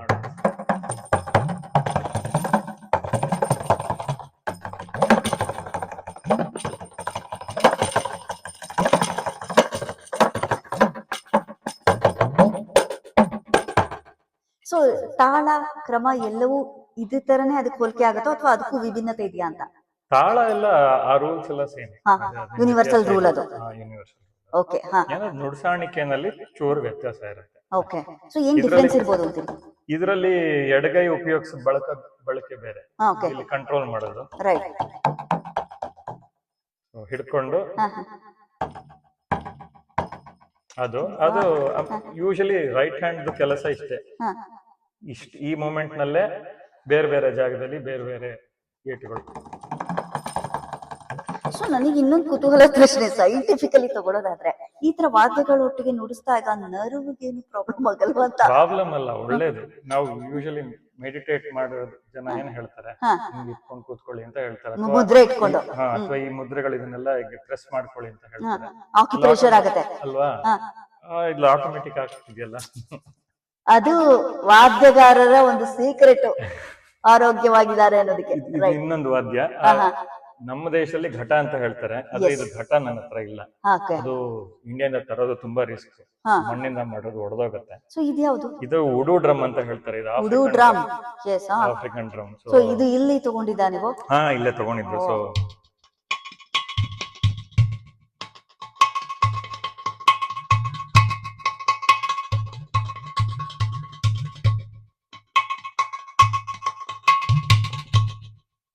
ಸೊ ಇದಕ್ಕೆ ಸಿಮಿಲರ್ ಆಗಿ ಇಂಡಿಯಾದಲ್ಲಿ ಒಂದು ಮಣ್ಣಿನ ಒಂದು ಮಡಿಕೆ ಇಟ್ಕೊಂಡು ಅದಕ್ಕೆ ಏನಂತ ಸಂಬೋಧಿಸ್ತೀರಿ? ಘಟ. ಘಟ. Okay, right. ಅದರದ್ದು ನಾದ ಇನ್ನ ತುಂಬಾ ಚೆನ್ನಾಗಿರುತ್ತೆ, ಇನ್ನ ಜೋರಾಗಿ ಬರುತ್ತೆ. ಅದು ಪಿಚ್ಡ್ ಇನ್ಸ್ಟ್ರೂಮೆಂಟ್, ಅಂದ್ರೆ ಅದಕ್ಕೊಂದು ಇವಾಗ ಅದೇ ಹೇಳದ್ನಲ್ಲ, ಒಂದನೇ ಮನೆ ಮೃದಂಗಕ್ಕೆ ಒಂದನೇ ಮನೆ ಘಟ. ಆದ್ರೆ ಕಂಜೀರಕ್ಕೆ ಅದು ಬೇಕಿಲ್ಲ, kanjira doesn't have a pitch. So ಇದೇ ವಾದ್ಯ ನಾನು ಫೀಮೇಲ್ ವಾಯ್ಸ್ಗೂ ಉಪಯೋಗಿಸಬಹುದು, ಮೇಲ್ ವಾಯ್ಸ್. ಸೊ ಅದೇನಾದ್ರೂ ಡಿಫರೆನ್ಸ್ ಬರುತ್ತಾ ಫೀಮೇಲ್ ವಾಯ್ಸ್ ಉಪಯೋಗಿಸಿ? ಏನು ಬರಲ್ಲ, ಕಂಜೀರದಲ್ಲಿ ಏನೂ ಇಲ್ಲ, ಯೂನಿವರ್ಸಲ್ ಆಗಿ ಅದು ಪರ್ಫಾರ್ಮ್ ಮಾಡುತ್ತೆ. ಹೌದು, ಅದೇ ಅಡ್ವಾಂಟೇಜ್. ಸೊ ಡಿಫರೆನ್ಸ್ ಬರೋದು ಮೃದಂಗದಲ್ಲಿ ಮಾತ್ರ. ಮೃದಂಗ, ಘಟ, ಮೋರ್ಚಿಂಗ್ ಇದೆಲ್ಲಾನು ಪಿಚ್ಡ್ ಇನ್ಸ್ಟ್ರೂಮೆಂಟ್ಸ್. ಓಕೆ. ಅದು ಅಸ ಅಂತ ನುಡಿತಿರುತ್ತೆ. ಅದು ಕಂಜೀರ ಅದು ಬರಲ್ಲ, ಯಾಕಂದ್ರೆ ಅದ್ರದ್ದೊಂಥರ ವೈಡ್ ರೇಂಜ್ ಇದೆ, ಯಾವ್ದಕ್ಕಾದ್ರೂ ಉಪಯೋಗಿಸಬಹುದು. ಯಾಕಂದ್ರೆ ಇಲ್ಲೇ ನೋಡಿ ಅಷ್ಟು ಅದೇ ಅದು ಒಂಥರ ಯೂನಿವರ್ಸಲ್, ಉಪಯೋಗಿಸಬಹುದಿಲ್ಲ. ಸೊ ಇದು ಕಂಜೀರ ಅಂದ ತಕ್ಷಣ ನಮ್ಮ ಜಾನಪದ ಕಲಾವಿದರಾಗಿರ್ಬಹುದು, ಪ್ರಾಚೀನ ಶೈಲಿಯ ಒಂದು ಕಲೆಯನ್ನು ಆರಾಧನೆ ಮಾಡ್ಕೊಂಡು ಅವ್ರಿಗೆ ಯಾವ ತರ ಪರಿಣಿತಿ ಅಥವಾ ಯಾವುದೇ ಒಂದು ಶಾಸ್ತ್ರೋಕ್ತವಾಗಿ ಕಲ್ತಿಲ್ದಲೇ ಇರೋರು ಕೂಡ ಇದನ್ನ ನುಡಿಸ್ತಾ ಇದ್ರು ಅಂತ. ಖಂಡಿತ, ಅದೇ ಹೇಳ್ತೀನಲ್ಲ, ಇದು ನಾವು ಇವಾಗ ಏನು ಶಾಸ್ತ್ರೀಯ ಸಂಗೀತ ಅಂತ ನೋಡ್ತಿದ್ವು, ಕರ್ನಾಟಕ ಶಾಸ್ತ್ರೀಯ ಸಂಗೀತ ಅನ್ನೋದು it's a very modern version of what it use to be. ಮುಂಚೆ ಎಲ್ಲ ಮೃದಂಗನೂ ಈ ತರನು ಇರ್ತಿರ್ಲಿಲ್ಲ ಅನ್ಕೊಳ್ತೀನಿ. ಆಮೇಲೆ ಮೃದಂಗ ಬರಕ್ ಮುಂಚೆ ಈ ತರ ಫ್ರೇಮ್ ಡ್ರಮ್ ಅಂತ ಹೇಳ್ತಾರೆ, ಬೇರೆ ದೇಶದಲ್ಲೂ ಇದೆ ಇದು. ಡಫ್ಲಿ ಅಂತ ನಾರ್ತ್ ಇಂಡಿಯನ್ ಅವ್ರು ಹೇಳ್ತಾರೆ, ಇಲ್ಲ ಆಫ್ರಿಕನ್ ಅವರು ಇದನ್ನ ಫ್ರೇಮ್ ಡ್ರಮ್ ಅಂತ ಹೇಳ್ತಾರೆ. ಇದು ಇದ್ದೇ ಇದೆ ಎಲ್ಲಾ ಮ್ಯೂಸಿಕ್ ಫಾರ್ಮ್ಸ್ ನಲ್ಲಿ, ಫ್ರೇಮ್ ಡ್ರಮ್ ತುಂಬಾ ಕಾಮನ್. ಸೊ ಈ ಮೃದಂಗ ಎಲ್ಲಾ ಜಾನರ್ಸ್ ಅಲ್ಲೂ ಪರ್ಫಾರ್ಮ್ ಮಾಡಬಹುದಾ? ಅಷ್ಟು ಹೊಂದಾಣಿಕೆ ಇರಲ್ಲ. ಈ ಫೋಕ್ ಮ್ಯೂಸಿಕ್ ಗೆಲ್ಲ ಕಂಜೀರ ಖಂಡಿತ ಸೆಟ್ ಆಗುತ್ತೆ. ಮೃದಂಗ ಅದು ಈ ಮಾಡರ್ನ್ ವರ್ಷನ್ ಆಫ್ ಮೃದಂಗ ಕರ್ನಾಟಕ ಶಾಸ್ತ್ರೀಯ ಸಂಗೀತಕ್ಕೆ ತುಂಬಾ ಹೊಂದದು. ಸೊ ವೆಸ್ಟರ್ನ್ ಅಲ್ಲಿ ಇದರ ಬಳಕೆ ಮಾಡಿದ್ದಾರೆ ಅಂತೀರಾ? ಮಾಡಿದ್ದಾರೆ, ಆದ್ರೆ ಅದಷ್ಟು ಹೊಂದಲ್ಲ ನನ್ನ ಅಭಿಪ್ರಾಯ. ಸೊ ಫ್ಯೂಷನ್ ಮಾಡಿಕೊಂಡು ಏನಾದ್ರೂ ಕ್ರಿಯೇಟ್ ಮಾಡಿರ್ತಾರೆ, ಮಾಡಿರಬಹುದು, ಆದ್ರೆ ಅದೇ ನನ್ನ ಅಭಿಪ್ರಾಯದಲ್ಲಿ ಅದಷ್ಟು. ಎಸ್. ಸ್ಟ್ರೋಕ್ಸ್ ಅಂದ್ರೆ ನಿಮ್ಮ ಪ್ರಕಾರ ಏನು? ಈ ಅಕ್ಷರಗಳನ್ನ ನಾವ್ ಏನ್ ಕಲ್ತ್ಕೊಂಡಿದೀವೋ ಒಂದೊಂದು ಆ ಫ್ರೇಸಸ್ ನುಡಿಸುವಂತದ್ದು ಬೇರೆ ಬೇರೆ ಶೈಲಿ ಇರುತ್ತೆ. ಸೊ ಇವಾಗ ಒಂದು ಫಾಸ್ಟ್ ಗಿಡತಕ್ಕ ಅಂತ ನುಡಿಸ್ತೀವಿ, ಒಂದು ಸ್ಟ್ರೋಕ್ ಇದು. ಸೊ ಯಾವ್ದು ಚಾಲೆಂಜಿಂಗ್ ಸ್ಟ್ರೋಕ್ ಅನ್ಸುತ್ತೆ ಗುರುದತ್ ಅವರಿಗೆ? ನನಗೆ ಗೊತ್ತಿ, ಎಲ್ಲಾನು ಚಾಲೆಂಜಿಂಗ್ ಅನ್ಕೊಳ್ತೀನಿ. ಅಲ್ಲ, ಲೈಕ್ ತುಂಬಾ ಕ್ಲಿಷ್ಟಕರವಾದ ಒಂದು ಸ್ಟ್ರೋಕ್ ಅಂದ್ರೆ ಯಾವ್ದಿರ್ಬೋದು ಅಂತ ನಮಗೆ ಕೇಳೋ ಕುತೂಹಲ. ಅಲ್ಲಿ ನನಗೆ ಸದ್ಯಕ್ಕೆ ಕಲಿತಿರ್ಬೇಕಾದ್ರೆ ಕಷ್ಟ ಆಗೋದು, ಚತುರಶ್ರ ಗತಿನಲ್ಲಿ ಹೇಳ್ಕೊಟ್ಟಿರ್ತಾರೆ ನಮ್ ಗುರುಗಳು, ಅದನ್ನ ತ್ರಿಶ್ರಕ್ಕೆ ಕನ್ವರ್ಟ್ ಮಾಡಿ ನುಡಿಸುವಂತದ್ದು ನನಗೆ ತುಂಬಾ ಕಷ್ಟ. ಅಂದ್ರೆ ಏನದು ರಾಗದಿಂದ? ರಾಗ ಸಂಬಂಧನೇ ಇಲ್ಲ, ಇದು ಬರೀ ಮ್ಯಾಥ್. ಇವಾಗ ನಾವು ಒಂದ್ ಏಟ್ಗೆ 1 2 3 4 1 2 3 4 ಅಂತ ಲೆಕ್ಕ ಮಾಡ್ತಿರ್ತೀವಿ. ಈ 1 2 3 4ಗೆ ಒಂದು ಫ್ರೇಸ್ ಇರುತ್ತೆ. ಸಿಂಪಲ್ ಆಗಿ ಹೇಳ್ಬೇಕು ಅಂದ್ರೆ ಇಂಗ್ಲಿಷ್ ನಲ್ಲಿ totally different example. Water melon ಅಂತ ಹೇಳ್ತೀವಿ. ವಾಟರ್ ಮೆಲನ್ ತಗತರಿ ಗಿಡದಾಗ ತಗತರಿ ಗಿಡದಾಗ ತಗತರಿ ಗಿಡದಾಗ ತಗತರಿ ಗಿಡದಾಗ 4 ಅಕ್ಷರ ಬರುತ್ತೆ. ಇವಾಗ ಅದನ್ನೇ ಸ್ಕ್ವೀಸ್ ಮಾಡಿ ತ್ರಿಶ್ರಕ್ಕೆ ಅಂತ ಕನ್ವರ್ಟ್ ಮಾಡಿದಾಗ 6 ಅಕ್ಷರ ಆಗುತ್ತೆ. 4 ಇರೋದು 6 ಆಗುತ್ತೆ. ಇವಾಗ ತಗತರಿ ಗಿಡದಾಗ ತಗತರಿ ಗಿಡದಾಗ ತಗತರಿ ಗಿಡದಾಗ 3 ಏಟಕ್ ಬಂತು. ಅದನ್ನೇ 2 ಏಟಿಗೆ ಹೇಳಬೇಕು ಅಂದ್ರೆ 4 4 4 3 ಏಟು ಅಲ್ವಾ? ಒಟ್ಟು 12 ಅಕ್ಷರ ಅದು. ಆ 12 ಅಕ್ಷರನ 2 ಏಟಿಗೆ ಹೇಳಬೇಕು ಅಂದ್ರೆ ಡಿವೈಡ್ ಬೈ 2 6 ಅಕ್ಷರ ಆಯ್ತು. ಸೊ ಅವಾಗ ತಗತರಿ ಗಿಡದಾಗ ತಗತರಿ ಗಿಡದಾಗ ತಗತರಿ ಗಿಡದಾಗ ಅದೇ ಹೇಳಿದೆ ನಾನು. ತಗತರಿ ಗಿಡದಾಗ ತಗತರಿ ಗಿಡದಾಗ ತಗತರಿ ಗಿಡದಾಗ 3 ಏಟಿಗೆ ಬದಲು 2 ಏಟದಲ್ಲಿ. ಸೊ ಇಂಥದ್ದು ಕನ್ವರ್ಷನ್ ನಮ್ ಗುರುಗಳು ಎನ್ಕರೇಜ್ ಮಾಡ್ತಾರೆ ತುಂಬಾ ಅದು ನುಡಿಸೋದು ನನಗೆ ತಾಳಕ್ಕೆ ಕಷ್ಟ ಆಗುತ್ತೆ. ಯಾಕಂದ್ರೆ ಬೇರೆಯವ್ರ ತಾಳಕ್ಕೆ ನಾನು ನುಡಿಸ್ಬೇಕು. ಒಂದಂತೂ ಸತ್ಯ ಗುರುದತ್ ಅವ್ರೆ, ನಿಮ್ ಮೃದಂಗ ನುಡಿಸ್ಬೇಕಾದ್ರೆ ಇದರ ಮ್ಯಾಥ್ಸಿಗೆ ಪ್ರವೀಣರಾಗಿರ್ಬೇಕು ಅಂಡ್ ಇಲ್ಲ ಗಮನವನ್ನು ಕಾನ್ಸಂಟ್ರೇಷನ್ ಚೆನ್ನಾಗಿರ್ಬೇಕು. ಎರಡು ಇಂಪಾರ್ಟೆಂಟ್ ಅಂತ ನಾನ್ ಗಮನಿಸಿದೆ. ನೀವ್ ಹೇಳಿದ್ರೆ ಖುಷಿ ಆಗ್ಬಿಡತ್ತೆ. ಖಂಡಿತ ಲೆಕ್ಕಾಚಾರ ತುಂಬಾ ಬಿಗಿ ಇರ್ಬೇಕು. ಸೊ ಜೀವನದಲ್ಲೂ ಲೆಕ್ಕಾಚಾರ ಚೆನ್ನಾಗ್ ಮಾಡ್ತೀರಾ ನೀವು. ಯಾಕಂದ್ರೆ ನಿಮ್ಮೆಲ್ಲಾ ದುಡ್ಡುನು ಕೂಡ ಇನ್ಸ್ಟ್ರೂಮೆಂಟ್ ಗೆ ಸ್ಪೆಂಡ್ ಮಾಡಿದೀರಾ ಅಂತ. ನಿಮ್ ಮನೆಯಲ್ಲೇ ಫುಲ್ಲು ಸಂಗೀತ ಸ್ವರಗಳೇ ನುಡಿತಾ ಇದೆ. ನೀವೇನ್ ಹೇಳ್ತೀರಲ್ಲ ನಡೆಗಳೇ ನಲಿದಾಡ್ತಾ ಇದೆ ನಿಮ್ಮ ಮನೆ ತುಂಬಾ. ಸೊ ಅಷ್ಟು ವಾದ್ಯಗಳನ್ನ ಅಲ್ಲ. ನನ್ಗೆ ಕುತೂಹಲ ಅಂದ್ರೆ ನಿಮ್ಮ ಮಕ್ಕಳು ಕೂಡ ಸಂಗೀತದಲ್ಲಿ ಇನ್ವಾಲ್ವ್ ಆಗಿದ್ರೆ, ಪುಟ್ಟ ಮಕ್ಕಳು ಕೂಡ ಸಂಗೀತದಲ್ಲಿ ಇನ್ವಾಲ್ವ್ ಆಗಿದ್ರೆ ಈ ಏಜ್ ಅಲ್ಲಿ ಎಷ್ಟು ಇನ್ವಾಲ್ವ್ಮೆಂಟ್ ಅಂತ ನನಗೆ ತುಂಬಾ ಖುಷಿ ಆಯ್ತು. ಪ್ರಯತ್ನ ಮುಂದೆ ಬೆಳೀತಾ ಹೇಗೆ ಬದಲಾಗ್ತಾರೆ ಗೊತ್ತಿಲ್ಲ. ಸದ್ಯಕ್ಕಂತೂ ನಿಮ್ಮಂತ ಪ್ರತಿಭಾನ್ವಿತ ಕಲಾವಿದ್ರು ಇರುವಾಗ ಮಕ್ಕಳು ಕೂಡ ನಿಮ್ಮನ್ನ ಮೀರಿಸುವ ಒಂದು ಶೈಲಿಗೆ ಹೋಗ್ತಾರೆ ಹೊರತು ಖುಷಿ ಆಗತ್ತೆ, ಹೆಮ್ಮೆ ಆಗತ್ತೆ. ಈಗ ಹೆಜ್ಜೆ ನಿಮ್ಮ ಒಂದು ಬದುಕಿಗೆ ಬರೋಣ. ರೈಟ್. ಸೊ ನೀವ್ ಹೇಳ್ತೀರಿ ಸಂಗೀತ ಅನ್ನೋದು ಬರೀ ಸ್ಟೇಜ್ ಪರ್ಫಾರ್ಮೆನ್ಸ್ ಅಷ್ಟೇ ಸೀಮಿತ ಅಲ್ಲ, ಅದು ಬಿಟ್ಟು ಏನು ಅಂದ್ರೆ ಇವಾಗ ಪ್ರತಿಯೊಬ್ಬರಿಗೂ ಹವ್ಯಾಸಗಳಿರುತ್ತೆ. ಕೆಲವರು ಕ್ರಿಕೆಟ್ ಆಡೋದು ಬಹಳ ಇಷ್ಟ ಇರುತ್ತೆ, ಇಲ್ಲಂತೂ ಪಿಕಲ್ ಬಾಲ್ ಆಡ್ತಾರೆ. ಅದು ಆಡಿದಾಗ ಒಂದು ಖುಷಿ ಆಗತ್ತೆ ಅಲ್ವಾ, ಒಂದು ಸಮಾಧಾನ ಇರುತ್ತೆ. ಸ್ಟ್ರೆಸ್ ಬಸ್ಟರ್ ಅಂತಾರೆ ಕೆಲವರು, ಅನ್ವೈಂಡ್ ಆಗೋದು, ಇದೆಲ್ಲ ಪದಗಳು ತುಂಬಾ ಬಳಕೆ ನಾವು ಕೇಳಿರ್ತೀವಿ. ನನಗೆ ಮೃದಂಗ ನುಡಿಸಿದಾಗ ಆ ಸಮಾಧಾನ ಕೊಡುತ್ತೆ. ಆಫೀಸ್ ಕೆಲಸ ಮುಗಿಸಿ ಒಂದು ಸ್ಟ್ರೆಸ್ಫುಲ್ ವೀಕ್ ಅಂತ ಹೇಳ್ತೀವಿ ಅಲ್ವಾ, ಅದೆಲ್ಲ ಮುಗಿಸಿ ಮೃದಂಗ ನುಡಿಸಿದಾಗ ಒಂದು ಸಮಾಧಾನ ಇರುತ್ತೆ. ಅನ್ವೈಂಡ್ ಆಗಿ ಹೋಗ್ತೀನಿ ನಾನು. ನಂಗೆ ಮೃದಂಗ ನುಡಿಸಿದಾಗ ಅದು ನನಗೆ ಎಕ್ಸ್ಟ್ರಾ ಎಫರ್ಟ್ ಅನ್ಸಲ್ಲ. ಸ್ಟ್ರೆಸ್ ಬಸ್ಟರ್ ತರ ನನಗೆ. ಸೊ ನಿಮ್ಮ ಹತ್ರ ಒಂದು 3 ಮುತ್ತಿನ ಕತೆ ಅಂತ ಹೇಳ್ಬೋದು. ವಿನಯ, ಶಿಸ್ತು, ಸೇವೆ. ಹೇಳಿದ್ರಿ ಏನು ಅದು ಅರ್ಥ? ನಂಗೆ ಅರ್ಥ ಆಗ್ಲಿಲ್ಲ, ನೀವು ಬಿಡಿಸಿ ಹೇಳಿದ್ರೆ ಖುಷಿ ಆಗುತ್ತೆ. ವಿನಯ ನನಗೆ ಅರ್ಥ ಆದಂಗೆ ಅಟ್ಲೀಸ್ಟ್ ನಾನು ಎಲ್ಲಿದ್ದೀನಿ ಅನ್ನೋದು ನನಗೆ ಗೊತ್ತಾಗಿದೆ. ಎಷ್ಟು ಸಾಧನೆ ಎಲ್ಲರಿಗೂ ತಿಳಿಬೇಕಾಗಿದೆ. ಚೌಕಟ್ಟು ನನಗೆ ಅರ್ಥ ಆಗಿದೆ ಅಂತ ನಾನು ಅನ್ಕೋತೀನಿ. ಖಂಡಿತ ಗುರುದತ್ ಅವರೇ, ಅದರಲ್ಲಿ ಬೇರೊಂದು ಮಾತಿಲ್ಲ. ಸೊ ಶಿಸ್ತು, ಸೇವೆ. ಶಿಸ್ತು ನನಗೇನ್ ಅನ್ಸಿದೆ ಅಂದ್ರೆ ಕನ್ಸಿಸ್ಟೆನ್ಸಿ. ಪ್ರತಿದಿನ ಒಂದು ಡಿಸಿಪ್ಲಿನ್ಡ್ ಆಗಿ ನುಡಿಸ್ತಾ ಇದ್ದಾಗ ಕೈಯೂ ಓಡುತ್ತೆ. ಒಂದಿನ ವಾರಕ್ಕೊಂದಿನ ಕುತ್ಕೊಂಡು 6 ಗಂಟೆ ಕಾಲ ನುಡಿಸಿದ್ರೆ ಇನ್ನು 6 ದಿನ ಮಕ್ಕಳೇ ಇಲ್ಲ ಅಂದ್ರೆ ಏನು ಪ್ರಯೋಜನ ಇಲ್ಲ. ಕೈ ಓಡಲ್ಲ, ತಲೆನೂ ಓಡಲ್ಲ. ಹಲವಾರು ಸಂಗೀತಗಾರರು ಕೇಳಿದಾಗ ಈ ಹೆಂಗೆ ಸಾಧನೆ ಮಾಡ್ಬೋದು ಅಂದ್ರೆ ಪ್ರತಿದಿನ ಇದು ಸಂಗೀತದ ಸಾಧನೆ ಅಂದ್ರು. ಅಂದ್ರೆ ನೀವು ಹೇಳ್ತೀರಿ ಪ್ರತಿದಿನ ವಾದ್ಯದ ಸಾಧನೆ. ಅದ್ರ ಜೊತೆ ನೀವು ಒಂದು ಶಿಸ್ತಿಂದ ಒಂದು ಪ್ಲಾನ್ ಇಂದ ನುಡಿಸ್ಬೇಕು. ಸುಮ್ಮನೆ ಕುತ್ಕೊಂಡು ಹೆಚ್ಚೋದು ಅನ್ನೋದು ಅಲ್ಲ. ಒಂದು ಪ್ಲಾನ್ ಇರ್ಬೇಕು. ಒಂದು ಪ್ಲಾನ್ ಮಾಡ್ಕೊಂಡು ನುಡಿಸ್ತೀನಿ ಏನಾದ್ರೂ ಒಂದು ಕಲ್ತಿರೋದು ಅಷ್ಟೇ. ಸಂಗೀತಕ್ಕೂ ಸಹಕಾರ ಇರ್ಬೇಕು, ಅಷ್ಟೇ ಸಾಲದು ಸಂಗೀತಗಾರರಿಗೂ ಕೂಡ, ಕಲಾವಿದರಿಗೂ ಕೂಡ ನೀವು ಸಹಕರಿಸಬೇಕು. ಮೇನ್ ಆರ್ಟಿಸ್ಟ್ ಪರ್ಫಾರ್ಮೆನ್ಸ್ ನ ಇಂಗ್ಲಿಷ್ ಅವ್ರನ್ನ ಸಪೋರ್ಟ್ ಮಾಡ್ಬೇಕು. ಸಪೋರ್ಟ್ ಮಾಡೋದೇ ಸರಿ. ಹೌದು, ಅದೊಂದು ಖುಷಿ ಆಗತ್ತೆ. ಹತ್ರದಿಂದ ಹೆಂಗೂ ಸಂಗೀತ ಕೇಳೋಕ್ ಇಷ್ಟ. ಅವ್ರೆಲ್ಲ ನಮ್ಮ ಪಕ್ಕದಲ್ಲಿ ಕೂತ್ಕೊಂಡು ಹಾಡ್ತಿದ್ದಾರೆ, ಅವ್ರಿಗೆ ನುಡಿಸ್ತೀವಿ. ನಾವ್ ಅದನ್ನ ಗಮನಿಸಿದೀವಿ ಗುರುದತ್ ಅವರೇ. ಸೊ ನಿಮ್ಮನ್ನ ನನ್ಗೆ ತುಂಬಾನೇ ತೃಪ್ತಿ ಆಗತ್ತೆ ಹೇಳಲಿಕ್ಕೆ.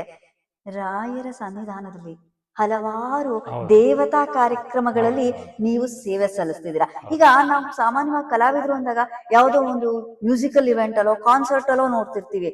ನಾನು ನಿಮ್ಮನ್ನ ಗುರ್ತಿಸಿದ್ದು ದೇವತಾ ಕಾರ್ಯದ ಸಂಪೂರ್ಣ ನಿಮ್ಮನ್ನ ನೀವು ಶರಣಾಗತರಾಗಿದ್ದೀವಿ ಅನ್ನೋ ರೀತಿನಲ್ಲಿ ನೀವು ನಿಮ್ಮ ವಾದ್ಯದ ಒಂದು ಸಮರ್ಪಣೆ ರಾಯರಿಗೆ ಸಮರ್ಪಿಸಿದ್ರಿ ಇವತ್ತು. ತುಂಬಾನೇ ಖುಷಿ ಆಯ್ತು ನನ್ಗೆ. ಸೊ ಅಲ್ಲಿ ನಿಮ್ಮನ್ನ ನಾನು ಗುರುತಿಸಿ ನಿಮ್ಮನ್ನ ಕ್ಯಾಚ್ ಮಾಡ್ಬಿಟ್ಟು ಇಲ್ಲಿ ತಗೊಂಡ್ಬಂದಿರೋದು. ಸೊ ಹೀಗ ಅದು ಎಷ್ಟು ತೃಪ್ತಿ ಕೊಡತ್ತೆ ನಿಮ್ಗೆ ಅಂತ ಅಂದ್ರೆ ನನ್ಗೆ ಅರ್ಥ ಆದಂಗೆ ನಮ್ ತಾತ ಮೃದಂಗ ನುಡಿಸ್ತಿದ್ದು ನಾನ್ ನೋಡಿಲ್ಲ, ಆದ್ರೆ ನಮ್ಮಮ್ಮ ಹೇಳ್ತಿದ್ದ ಪ್ರಕಾರ ಅವರು ದೇವ್ರ ಸೇವೆನೆ ಮಾಡ್ತಿದ್ರು. ಅವಾ ಅಲ್ಲಿದೆ ನಂಟು. ಅದು ಕತೆಗಳು ಹಂಗೆ ಕೇಳಿರೋದು ಚಿಕ್ಕ ವಯಸ್ಸಿಂದ. ನನಗೊಂದು ಅವಕಾಶ ಅಂತ ಸಿಕ್ಕಿದಾಗ ಇಲ್ಲಿ ರಾಯರ ಸೇವೆ ಖಂಡಿತ ಮಾಡ್ತೀನಿ, ಖುಷಿ ಆಗತ್ತೆ. ಅದೊಂಥರ ಅದೇ ಶ್ಲೋಕ ಹೇಳ್ದಂಗೆ. ಅಬ್ಬಾ ಹಾ. ಸೊ ಆ ತರ ಕಾರ್ಯಕ್ರಮಗಳಲ್ಲಿ ನಿಮ್ಮ ಒಂದು ಪ್ರೆಸೆನ್ಸ್ ಇತ್ತಲ್ಲ, ನಮ್ಗಂತೂ ವಾವ್ ನೀವ್ ನುಡಿಸ್ತಾ ಇದ್ರೆ ನಾವು ಎಂತ ನಾಟ್ಯ ಒಂದು ಬಲ್ಲವರು ಅಲ್ಲದೆ ಹೋದ್ರು ಕೂಡ ಆ ನಾಟ್ಯವನ್ನ ಆಡ್ಬೇಕು, ಆ ರಿದಮಿಗೆ, ಆ ಒಂದು ತಾಳಕ್ಕೆ ಕುಣಿಬೇಕು ಅಂತ ಅದ್ರ ಕುಣಿಸೋ ಶಕ್ತಿ ನಿಮ್ಮಲ್ಲಿದೆ. ಹೌದು, ಅದು ಮೃದಂಗದಲ್ಲಿದೆ, ಅದು ರೈಟ್. ವಾದ್ಯದ ಮಹಿಮೆ. ಸೊ ನೀವು ಫಸ್ಟ್ ಆ ವಾದ್ಯದಿಂದ ನೀವು ರಾಯರ ಸೇವೆ ಆಗಿರ್ಬೋದು, ಯಾವುದೋ ದೇವತಾ ಕಾರ್ಯಗಳಲ್ಲಿ ಫಸ್ಟ್ ನುಡಿಸಿದ ಒಂದು ನಡೆನ ನುಡಿಸಬಹುದಾ ಈಗ ಅಂತ? ಅದು ನೆನಪಿಲ್ಲ, ಬಟ್ ಒಂದು ಇಚ್ಛೆಯ ಒಂದು ನಡೆಯನ್ನ ನುಡಿಸಬಹುದಾ? ನನಗ್ ಗೊತ್ತಿರೋ ಹಂಗೆ ಅದೇ ನಾನು ಹೇಳದ್ನಲ್ಲ, ನಕ ತದಿಮೆ ತದಿಮಿ 4 ಅಕ್ಷರದ್ದು ನುಡಿಸಿರ್ತೀನಿ ಖಂಡಿತ. ಅದೇ 6 ಅಕ್ಷರಕ್ಕೆ ಚೂರ್ ಬದಲಾವಣೆ ಇದೆ. ಇವಾಗ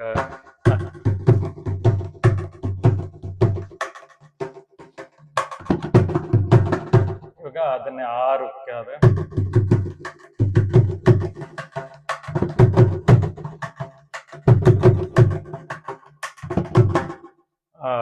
ಈ 5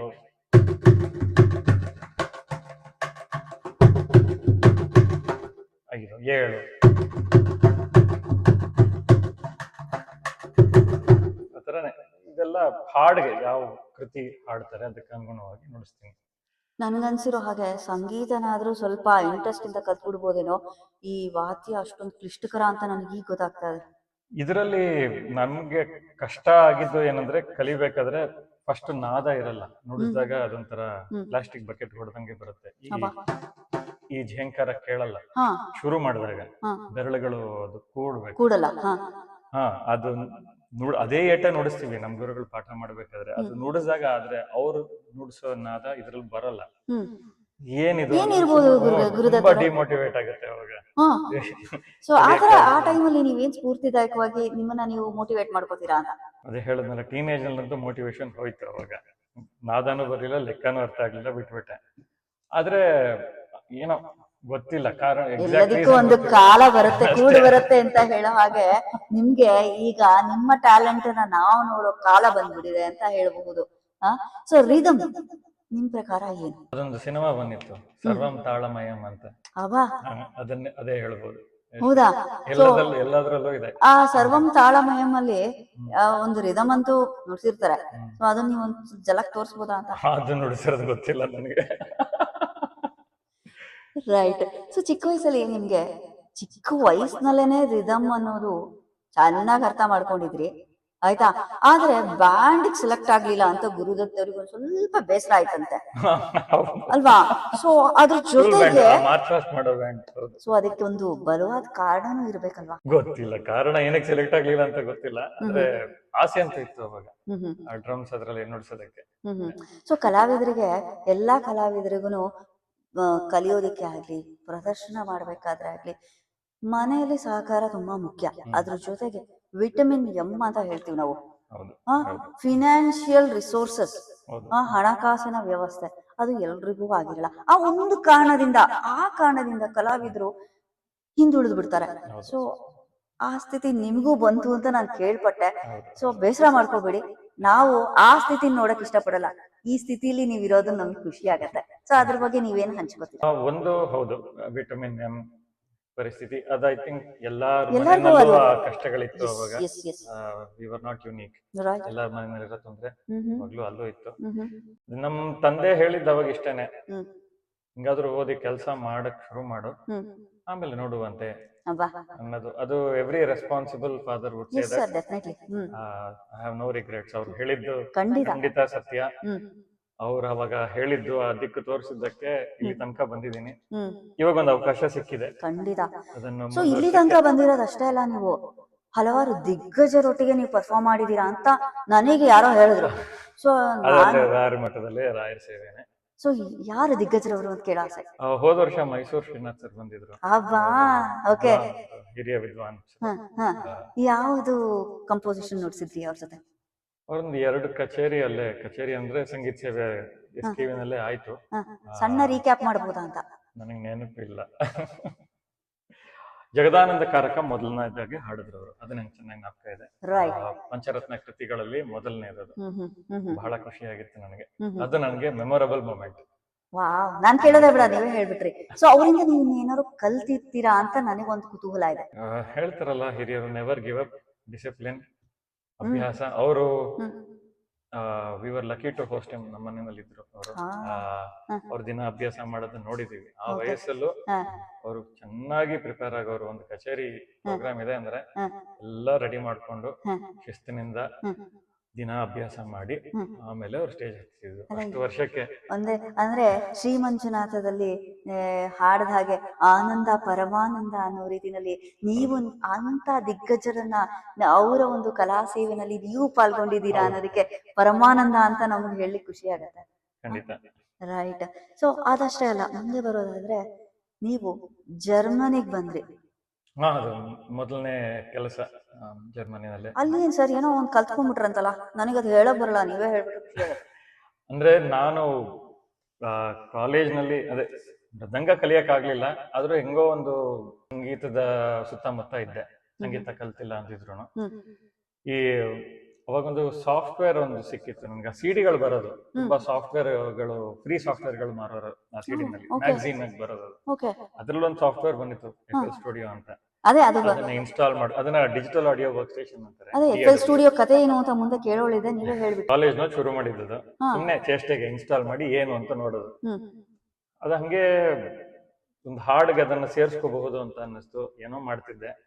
ಆಮೇಲೆ ಜಿಂಗಲ್ಸ್ ಅಂತ ಹೇಳ್ತಾರೆ, ಈ ಜಿಂಗಲ್ಸ್ ನೆಲ್ಲ ಕಂಪೋಸ್ ಮಾಡಿದಿರಂತೆ. 30-40 ಸೆಕೆಂಡ್ಸ್ ಏನೋ ಒಂದು ಪ್ರಯತ್ನ. ಸೊ ನಾವ್ ಈ ಅಡ್ವರ್ಟೈಸ್ಮೆಂಟ್ ಅಲ್ಲಿ ಜಿಂಗಲ್ಸ್ ನೋಡಿದೀವಿ, ನೀವ್ ಯಾವ ತರ ಜಿಂಗಲ್ಸ್ ಕಂಪೋಸ್ ಮಾಡಿದ್ರಿ? ಗೊತ್ತಿಲ್ಲ, ಅವಾಗೆಲ್ಲ ಶಾರ್ಟ್ ಮೂವಿಗಳೇನೇನೋ ತೆಗಿಯೋ ಹುಚ್ಚಿತ್ತು ನಿಮ್ಗೆ, ಸ್ನೇಹಿತರಿಗೆ. ಅವಾಗ ಅವ್ರ ಜೊತೆ ನಾವು ಸಂಗೀತಕ್ಕೆ ಸೇರ್ಸಿ ಅದನ್ನ ಅಂಟಿಸ್ತಿದ್ವಿ ಅವ್ರ ಜೊತೆ. ಒಂದ್ ಸಣ್ಣ ಜಿಂಗಲ್ಸ್ ನುಡಿಸಬಹುದಾ ಅಂತ ನಮಗೋಸ್ಕರ? ನೋಡಿಸ್ಬೋದು. ಮೃದಂಗದಲ್ಲಿ ಕಲ್ತಿಲ್ಲ. ವೀಕ್ಷಕರೇ, ಈಗ ನಾವು ಗುರುದತ್ ಸರ್ ಅವರ ಸ್ಟುಡಿಯೋಗೆ ಬಂದ್ಬಿಟ್ಟಿದೀವಿ. ಆಡಿಯೋ ವಿಜುವಲ್ ಕ್ಲಿಪ್ಪಿಂಗ್ಸ್ ತೋರಿಸ್ತಾರೆ ಇವಾಗ, ಪರ್ಫಾರ್ಮೆನ್ಸ್ ಅಂತ ಹೇಳ್ಬೋದು. ಸೊ ಗುರುದತ್ ಅವರೇ, ನೀವೇ ಸ್ವಲ್ಪ ನಿಮ್ಮ ಒಂದು ಎಕ್ವಿಪ್ಮೆಂಟಿನ ಪರಿಚಯದೊಂದಿಗೆ ನಿಮ್ಮ ಒಂದು ಜಲಕ್ನ ಒಂದು ಪರಿಚಯ ಕೊಟ್ರೆ ನಮಗೆ ನೋಡಿ ಪಾವನವಾಗ್ತೀವಿ. ಇದು ಡಿಜಿಟಲ್ ಆಡಿಯೋ ವರ್ಕ್ ಸ್ಟೇಷನ್ ಅಂತ. ಮ್ಯೂಸಿಕ್ ಡೈರೆಕ್ಟರ್ಸ್ ಎಲ್ಲ ಅವ್ರು ಆಕ್ಚುಲ್ ಆಗಿ ಇಟ್ಕೊಂಡಿರ್ತಾರೆ, ದೊಡ್ಡ ಆಡಿಯೋ ಕನ್ಸೋಲ್ ಇರುತ್ತೆ, ತುಂಬಾ ನಾಬ್ಸ್ ಇರುತ್ತೆ. ಇದು ಡಿಜಿಟಲ್ ಅಷ್ಟೇ, ಸೊ ಫಿಸಿಕಲ್ ಆಗಿ ಏನೂ ಇರಲ್ಲ, ಎಲ್ಲ ಸಾಫ್ಟ್ವೇರ್ ನಲ್ಲಿ. ನಿಮ್ದೇ ಓನ್ ಸಾಫ್ಟ್ವೇರ್ ಅಥವಾ ಇರೋ ಸಾಫ್ಟ್ವೇರ್? ಇಮೇಜ್ ಲೈನ್ ಅನ್ನೋ ಕಂಪನಿ ಅವ್ರದ್ದು FL ಸ್ಟುಡಿಯೋ ಅಂತ ಇದೆ, ಲೈಸೆನ್ಸ್ಡ್ ವರ್ಷನ್ ಪರ್ಚೇಸ್ ಮಾಡಿದೀನಿ. ಇದರಲ್ಲಿ ಏನ್ ಬರುತ್ತೆ ಸಿಸ್ಟಮ್, ನಾನು ಮ್ಯಾಕ್ ಬುಕ್ ಉಪಯೋಗಿಸ್ತೀನಿ, ದೊಡ್ಡ ಸ್ಕ್ರೀನ್ ಪ್ರಿಫರ್ ಮಾಡ್ತೀನಿ ಯೂಶಲಿ. ಇದು ನಂದು ಮಿಡಿ ಕಂಟ್ರೋಲರ್, ಅದೇ ಕಂಪನಿ ಇದೆ, FL ಸ್ಟುಡಿಯೋ ಅವ್ರದ್ದೇನೆ. ಸೊ ಇದನ್ನ ನಾವು ಕಂಪ್ಯೂಟರ್ ಕೀಬೋರ್ಡ್ ತರನೇ ಅನ್ಕೊಳ್ಬಹುದು, ಯಾಕಂದ್ರೆ ಇದರಲ್ಲಿ ಸೌಂಡ್ ಮಾಡ್ಯೂಲ್ ಅನ್ನೋದೇನಿರಲ್ಲ, it just send signals. Protocol MIDI through communicate ಮಾಡುತ್ತೆ, USB ಹಿಂದಿಂದ ಕನೆಕ್ಟ್ ಮಾಡಿದೀನಿ ಅಷ್ಟೇ. ಸೊ ಇದರಲ್ಲಿ ನಾನು ಇವಾಗ ಉದಾಹರಣೆಗೆ ಪೂರ್ತಿ ಆಡಿಯೋ ಮಿಕ್ಸಿಂಗ್ ಮಾಡಂಗಿದ್ರೆ ಒಂದು ಪ್ರಾಜೆಕ್ಟ್ ಮಾಡಿದ್ದೆ, ಅದನ್ನ ತೋರಿಸ್ತೀನಿ ಖಂಡಿತ. ಸಾಫ್ಟ್ವೇರ್ ಅಂತ ಹೇಳಿದಾಗ ನೋಡಿ, ಇದು ದಿಸ್ ಇಸ್ ಮಿಕ್ಸರ್ ಕನ್ಸೋಲ್. ಪ್ರತಿಯೊಂದು ಚಾನೆಲ್ಗೂನು ನಾವು ಆಡಿಯೋ ಟ್ರ್ಯಾಕ್ ನ ಅಸೈನ್ ಮಾಡಿ ಅದಕ್ಕೆ ಯಾವ ತರ ಈಕ್ವಲೈಸಿಂಗ್, ಬೇಸ್. ಈಗ ಮೂವಿನಲ್ಲಿ ಯಾವ ತರ ಆಡಿಯೋ ಟ್ರ್ಯಾಕ್ ನ ರೆಡಿ ಮಾಡ್ತಾರೆ ಅಂದ್ರೆ ಅದೇನೆ, ಇದನ್ನೇ ಉಪಯೋಗಿಸೋದು ಪ್ರೊಫೆಷನಲ್ಸ್. ಸೂಪರ್ ಅಲ್ಲ ಸರ್? ಇಲ್ಲಿ ನಾನು ಶಾಸ್ತ್ರೀಯ ಸಂಗೀತಕ್ಕೆ ಬಳಸಿದ್ದೆ ಇದನ್ನ, ವೋಕಲ್ ಟ್ರ್ಯಾಕ್, ವಯಲಿನ್, ನಾನು ಅದಕ್ಕೆ ಮೃದಂಗ ನುಡಿಸಿದ್ದು. ಇದನ್ನ ಒಂದು ದೇವರ ಸೇವೆಗೆಲ್ಲ ಒಂದು ಬಳಸಬೇಕಾಗಿತ್ತು. ಕ್ಷೀರಸಾಗರ ಶಯನ ಕೃತಿಗೆ ಹಾ. ನಾನು ನುಡಿಸಿದ್ದು. ರೈಟ್, ಯಾಕಂದ್ರೆ ಅದು ಲೈವ್ ಪರ್ಫಾರ್ಮೆನ್ಸ್ ಮಾಡೋ ಅವಕಾಶ ಇರ್ಲಿಲ್ಲ, ಒಬ್ಬೊಬ್ರು ಒಂದೊಂದ್ ಕಡೆ ಇದ್ರು. ಕರೆಕ್ಟ್. ಹಾ, ವೋಕಲ್ ಟ್ರ್ಯಾಕ್ ಒಬ್ರು ಹಾಡ್ ಕೊಟ್ರು, ಹಾ. ಇನ್ನೊಬ್ರು ವಯಲಿನ್ ನುಡಿಸಿದ್ರು, ಅಬ್ಬಾ, ನಾನು ಮೃದಂಗ ನುಡಿಸಿ ಒಟ್ಟಿಗೆ ಸೇರಿಸಿದೆ. ಹಾ. ಒಟ್ಟಿಗೆ ಸೇರಿ ಮಿಕ್ಸ್ ಮಾಡಿ ಅದನ್ನ ಮಾಸ್ಟರ್ ಮಾಡಿ ಹಾ. ಎಕ್ಸ್ಪೋರ್ಟ್ ಮಾಡಿದೆ ಸೊ ಆ ಝಲಕ್ ನೋಡ್ಬೋದಾ ಸರ್ ನಾವೀಗ?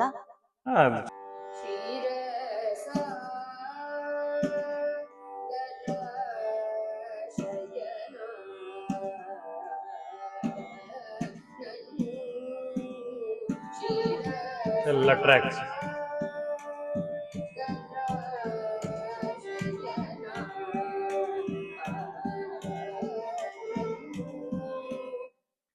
ಅದೆಲ್ಲ ಸೌಂಡ್ ಎಫೆಕ್ಟ್ಸ್ ನೀವು ಮಾಡಿರೋದು? ಅಂದ್ರೆ ನುಡಿಸಿರೋದು, ಇದೆಲ್ಲ ನುಡಿಸಿರೋದು. ಇದು ಯಾವ್ದು ಡಿಜಿಟಲ್ ಆಗಿ ಜನರೇಟ್ ಮಾಡಿರೋದಲ್ಲ. ಬೇರೆ ಬೇರೆಯವರು ಅವ್ರವ್ರ ಮೈಕ್ರೋಫೋನ್ ಅಲ್ಲಿ ರೆಕಾರ್ಡ್ ಮಾಡಿ ನನಗೆ ಸಪರೇಟ್ ಆಗಿ ಕಳ್ಸಿದ್ರು. ರೈಟ್. ಸೊ ವೋಕಲ್, ವಯಲಿನ್, ನಟುವಂಗ, ಮೃದಂಗ ಅಂತ ನಾನು ಹಾಕಿ ಮಿಕ್ಸ್ ಮಾಡಿ ಸೇರಿಸಿ ಅವ್ರಿಗೆ ವಾಪಸ್ ಕೊಟ್ಟಿದ್ದೆ. ಈ ತರದೊಂದು ಬಳಕೆ, ಅದೊಂದು ಅರಂಗೇಟ್ರಮ್ ಆ ತರ ಅದಕ್ಕೆಲ್ಲ ದೇವರ ಸೇವೆ, ಅದೊಂದು ನೆನಪಿಲ್ಲ, ಅದೊಂದು ಹಬ್ಬಕ್ಕೆ ಉಪಯೋಗಿಸಿದ್ದು. ರೈಟ್. ಹಾ. ಈ ಸಾಫ್ಟ್ವೇರ್ ನಲ್ಲಿ ಅಫ್ಕೋರ್ಸ್ ಇನ್ನ ತುಂಬಾ ಈ ಜಿಂಗಲ್ಸ್ ಅಂತ ಹೇಳ್ತಿದ್ನಲ್ಲ, ಅದನ್ನೆಲ್ಲ ತಯಾರಿಸಬಹುದು. ಒಂದು ಸಿಂಪಲ್ ಎಕ್ಸಾಂಪಲ್ ಕೊಡ್ತೀನಿ. Yes sir. ಒಂದು ಹೊಸ ಪ್ರಾಜೆಕ್ಟ್ ಓಪನ್ ಮಾಡಿ ಎಂಟಿ ಪ್ರಾಜೆಕ್ಟ್ ಅಂತ ಇಟ್ಟು, ಇವಾಗ ಇಲ್ಲಿ ಬೇರೆ ಬೇರೆ ಇನ್ಸ್ಟ್ರೂಮೆಂಟ್ಸ್ ನಾವು ಹೆಂಗ್ ಸ್ಟುಡಿಯೋನಲ್ಲಿ ಫಿಸಿಕಲ್ ಇನ್ಸ್ಟ್ರೂಮೆಂಟ್ಸ್ ಇಡ್ತೀವೋ ಇಲ್ಲೆಲ್ಲ ಸಾಫ್ಟ್ವೇರ್ ನಲ್ಲಿ ಆಡ್ ಮಾಡ್ತಾ ಬರಬಹುದು. ಓಕೆ. ಸೊ ಇವಾಗ ಫಾರ್ ಎಕ್ಸಾಂಪಲ್ ಪಿಯಾನೋ ಬೇಕು ಅಂದಾಗ ಇವ್ರದೊಂದು ಎಫ್ಎಲ್ ಕೀಸ್ ಅಂತ ಒಂದಿದೆ, ಆ ಮಾಡ್ಯೂಲ್ ಲೋಡ್ ಆಗುತ್ತೆ. ರೈಟ್. ಅದು ಲೋಡ್ ಆದ್ಮೇಲೆ ಪ್ಯಾನಲ್ ಟ್ರ್ಯಾಕ್ ಅಂತ ಹೇಳ್ತಾರೆ.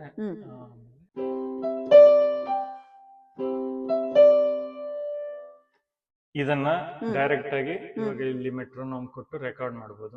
ಸೊ ಈ ಜಿಂಗಲ್ಸ್ ಎಲ್ಲ ಸ್ವತಃ ಬಂದಿರೋ ಒಂದು ಆಸಕ್ತಿನ ಅಥವಾ ಕಲ್ತಿದ್ದ ಎಲ್ಲಾದ್ರೂ? ಸ್ವಂತವಾಗಿ ಆಸಕ್ತಿ ಬಂದಿದ್ದು. ಚೇತನ.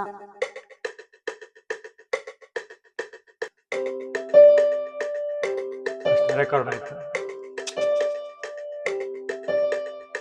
ಸೊ ಇವಾಗ ಅದನ್ನ ನಾವು ಅಸೈನ್ ಮಾಡ್ಕೊಂಡು ಅದಕ್ಕೆ ಏನಾದ್ರೂ ಆಡ್ ಮಾಡ್ಕೊಂಡು ಹೋಗ್ಬೋದು ಇವಾಗ. ಸೊ ಒಂದು ಉದಾಹರಣೆಗೆ ಇವಾಗ ನಾನು ಇದಕ್ಕೆ ಡ್ರಮ್ಸ್ ಸೇರಿಸಿದ್ರೆ ಮೆಟ್ರೋನೋಮ್ ತೆಗೆದು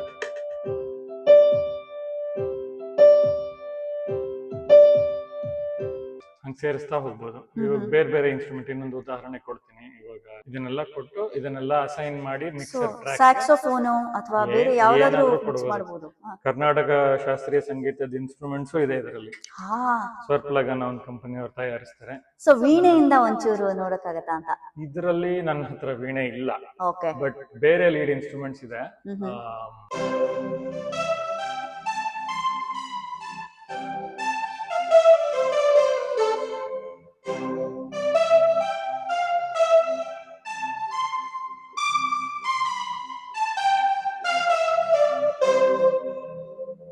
ಏನಾದ್ರೂ ಹಾಕ್ಬೋದು, ಚೇಂಜ್ ಮಾಡ್ತಾ ಹೋಗ್ಬೋದು. ಸರ್ ನಿಮ್ಗೆ ಯಾವತ್ತು ಈ ಫಿಲ್ಮ್ಗೆ ಅಥವಾ ಮ್ಯೂಸಿಕ್ ನ ಸ್ಟುಡಿಯೋದಲ್ಲಿ ಮ್ಯೂಸಿಕ್ ನ ಪರ್ಫಾರ್ಮ್ ಮಾಡ್ಬೇಕು ಅಂತ ಆಸೆ ಬರ್ಲಿಲ್ವಾ ಅಂತ? ಖಂಡಿತ ಆಸೆ ಬಂದಿತ್ತು. ಹೌದಾ? ಗೊತ್ತಾಯ್ತು ಅದ್ರದ್ದು ಆಳ ಎಷ್ಟಿದೆ ಅಂತ. ಹೌದಾ? ಓಕೆ. ಸೊ ಅದನ್ನ ಈಗ ಕಂಟಿನ್ಯೂ ಮಾಡೋ ಒಂದು ಆಸಕ್ತಿ ಇಲ್ಲ, ಆಸಕ್ತಿ ಇಲ್ಲ. ಈಗೆಲ್ಲ ದೇವತಾ ಕಾರ್ಯ, ಆಧ್ಯಾತ್ಮದ ಕಡೆ. ಹೌದು, ಇದೆಲ್ಲ ಮಜಾ ಇರುತ್ತೆ. ಯಾವಾಗ್ಲಾದ್ರೂ ಒಂದ್ಸತಿ ಕೊಡ್ತೀನಿ, ಹಂಗಾಗಿ ಇದೆಲ್ಲ ಸೆಟಪ್ ಇಟ್ಕೊಂಡಿರೋದು ನಾನು ಆಕ್ಚುಲಿ ರೆಕಾರ್ಡಿಂಗ್ ಬೇರೆ ಇದನ್ನ ಕೇಳಿಸ್ತೀನಿ, ಇಲ್ಲಿಲ್ಲ. ಬಟ್ ಸೌಂಡ್ ಕ್ಲೌಡ್ ಅಲ್ಲಿ ಅಪ್ಲೋಡ್ ಮಾಡಿದ್ದೆ ಒಂದು 15 ವರ್ಷ. ಸೊ ಗುರುದತ್ತ ಅವರೇ, ನೀವು ಡಿಫರೆಂಟ್ ವೇರಿಯೇಷನ್ಸ್ ವಾದ್ಯಗಳು ಇಟ್ಕೊಂಡಿದ್ದೀರಿ. ಇದ್ಯಾವ ವಾದ್ಯ? ಎಲ್ಲಾನು ಮೃದಂಗಗಳೇ. ಮೃದಂಗದಲ್ಲಿ 3 ವಿಧ ಬರುತ್ತೆ. ಒಂದು ಸಿಂಥೆಟಿಕ್ ವಾದ್ಯ, ನನ್ನ ಪ್ರಕಾರ ಅದೇ ಫ್ಯೂಚರ್ ಇರುತ್ತೆ. That's the right way. ಇನ್ನ ನನ್ನ ಪ್ರಕಾರ ಅದನ್ನ ಶ್ರೀ ಮೃದಂಗ ಅಂತ ಕರೀತಾರೆ. ಅದು ತುಂಬಾ ಚೆನ್ನಾಗಿ ಡೆವಲಪ್ ಆಗ್ತಿದೆ. ನಾದ ಈ ಮೃದಂಗ ಚರ್ಮದ ವಾದ್ಯದ ನಾದಕ್ ಬಂದಿಲ್ಲ ಅಂತ ಹೇಳ್ತಾರೆ ಕೆಲವರು. Again it's all individual opinion. ಒಂದದು. ಇನ್ನೊಂದು, ಈ ಚರ್ಮದ ವಾದ್ಯದಲ್ಲಿ 2 ರೀತಿ ಬರುತ್ತೆ. ಒಂದು, ಈ ಆ ಡಿಫರೆನ್ಸ್ ಮೇನ್ ಇರೋದು ಈ ಲೇಯರ್ ಮಧ್ಯದಲ್ಲಿ ಒಂದು ಸ್ಟೈಲ್ ನಲ್ಲಿ ಕಡ್ಡಿ ಹಾಕ್ತಾರೆ, ಅದನ್ನ ಕುಚ್ಚಿ ಮೃದಂಗ ಅಂತ ಕರೀತಾರೆ. ಇನ್ನೊಂದಕ್ಕೆ ಮಣ್ಣಂಟೆ ಹಾಕ್ತಾರೆ, ಅದನ್ನ ಕಪ್ಪಿ ಮೃದಂಗ ಅಂತಾರೆ. ಒಂಥರ ಮಣ್ಣಂಟೆ ತರನೇ ಇರುತ್ತೆ ನೋಡಕ್ಕೆ. ಸೊ ಇದು ಇದಕ್ಕೆ ಝೇಂಕಾರ ಜಾಸ್ತಿ, ನುಡಿಸಿದಾಗ ಚಂಗ್ ಚಂಗ್ ಚಂಗ್ ಅಂತಿರುತ್ತೆ. ಕಪ್ಪಿ ಮೃದಂಗ ಇಷ್ಟು ಝೇಂಕಾರ ಕೊಡಲ್ಲ, ಆದ್ರೆ ಅದ್ರ ನಾದ ತುಂಬಾ ಚೆನ್ನಾಗಿರುತ್ತೆ. ಅದು ಬೇರೆ ತರ, ನನ್ನ ಹತ್ರ ಇಲ್ಲ. ಅಲ್ಲ, ನನಗೆ ಇನ್ನೊಂದು ಕುತೂಹಲ ಪ್ರಶ್ನೆ ಬರ್ತಾ ಇರೋದು, ಚೆಂಡೆಗೂ ಇದಕ್ಕೂ ಏನಾದ್ರು ಇಂಟರ್ ರಿಲೇಶನ್ಶಿಪ್ ಇದೆಯಾ? ಚಂಡೆ ಇಲ್ಲ, ಮದ್ದಳೆಗಿದೆ ಅದ್ರ. ಮಂಗಳೂರು ನುಡ್ಸೋದು ಕಷ್ಟ ಚಂಡೆ ಅಲ್ಲ, ಅಂತೀರಾ?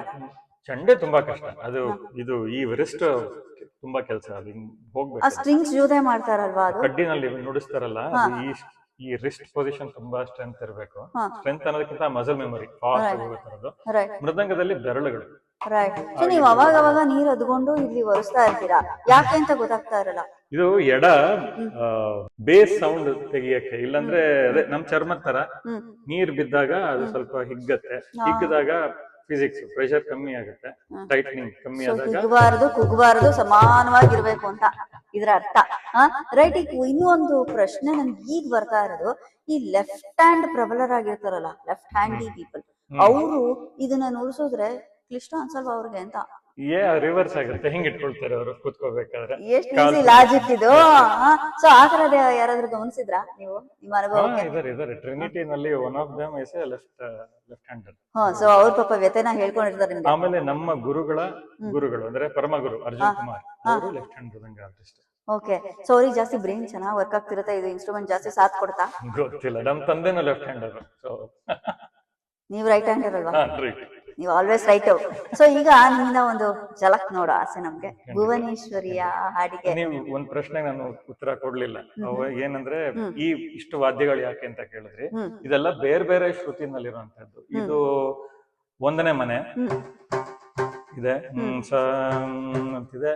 ಇದು 2.5 ಮನೆಯಲ್ಲಿದೆ, ಡಿ ಶಾರ್ಪ್. ಇದು ಪಂಚಮ ಜಿ ನಲ್ಲಿದೆ. ಸೊ ಮೇಲ್ ಇನ್ಸ್ಟ್ರೂಮೆಂಟ್, ಫಿಮೇಲ್.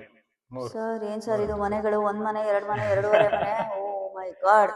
ಸೊ ಅಷ್ಟು ಮನೆಗಳನ್ನ ಇಟ್ಕೊಂಡಿದ್ದೀರಾ ನೀವು? ಮನೆ ಕಟ್ಟೆ ಹೆಂಗಾದ್ರೂ ಹೇಳ್ತಾರೆ. ಇಂಗ್ಲಿಷ್ ನಲ್ಲಿ ಸ್ವರದ ಅಕ್ಷರನೇ ಇಟ್ಟಿದ್ದಾರೆ, ಸಿ, ಡಿ ಶಾರ್ಪ್, ಜಿ ಅಂತ. ಓಕೆ. ಇಲ್ಲಿ ಇದು C sharp, A sharp, D sharp, ಆ ಒಂದು ಪಿಯಾನೋನಲ್ಲಿ ಬರುತ್ತೆ ಆ ಮನೆಗಳು. Super sir. ಸೊ ಈಗ ನಿಮ್ಮಿಂದ ಒಂದು ಝಲಕ್ ನೋಡೋ ಆಸೆ. ಒಂದು ಉದಾಹರಣೆಗೆ ಭುವನೇಶ್ವರಿಯ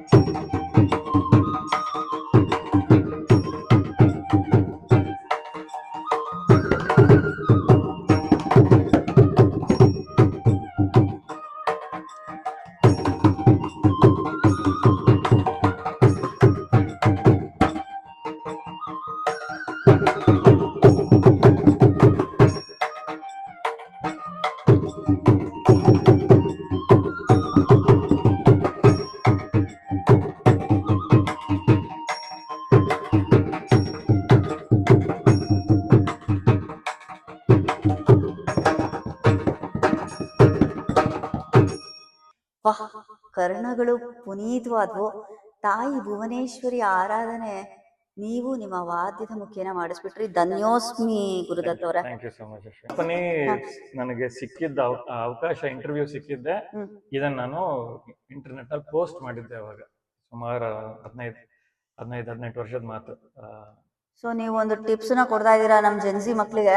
ಸೊ ಏನೇ ಆದ್ರೂ ಸೋಷಿಯಲ್ ಮೀಡಿಯಾನ ಬಳಸ್ಕೊಳ್ಳಿ, ನಿಮ್ದು ಏನೇ ಪೊಟೆನ್ಶಿಯಲ್ ಇದ್ರೂ ಮೀಡಿಯಾದಲ್ಲಿ ನೀವು ಪೋಸ್ಟ್ ಮಾಡಿ. ಸೊ ನೀವು ಯಾವ ರೀತಿ ಕ್ಲಿಕ್ ಆಗ್ತೀರಾ ಅಂತ ನಿಮಗೆ ಗೊತ್ತಾಗಲ್ಲ ಅಂತ ಹೇಳ್ತಿದ್ದೀರಾ. ಹೌದು, ಖಂಡಿತ. ನಾವು ಇಂಟರ್ವ್ಯೂ ಸಿಕ್ಕಿದೆ ನಂಗೆ ಆ ಕಾರಣದಿಂದ. ಅವಾಗ ಅದು professional audio based company. So ಅದ್ರ ಮೇಲೆ ನಾನು ಝಲಕನ ಮಾಡಿದ್ರಿ. ಸೊ ಫೇಸ್ಬುಕ್ ಆರ್ಕೂಟ್ ಕೊಲಾಬರೇಷನ್ ಏನ್ ಸರ್ ಕಥೆ ಇದು?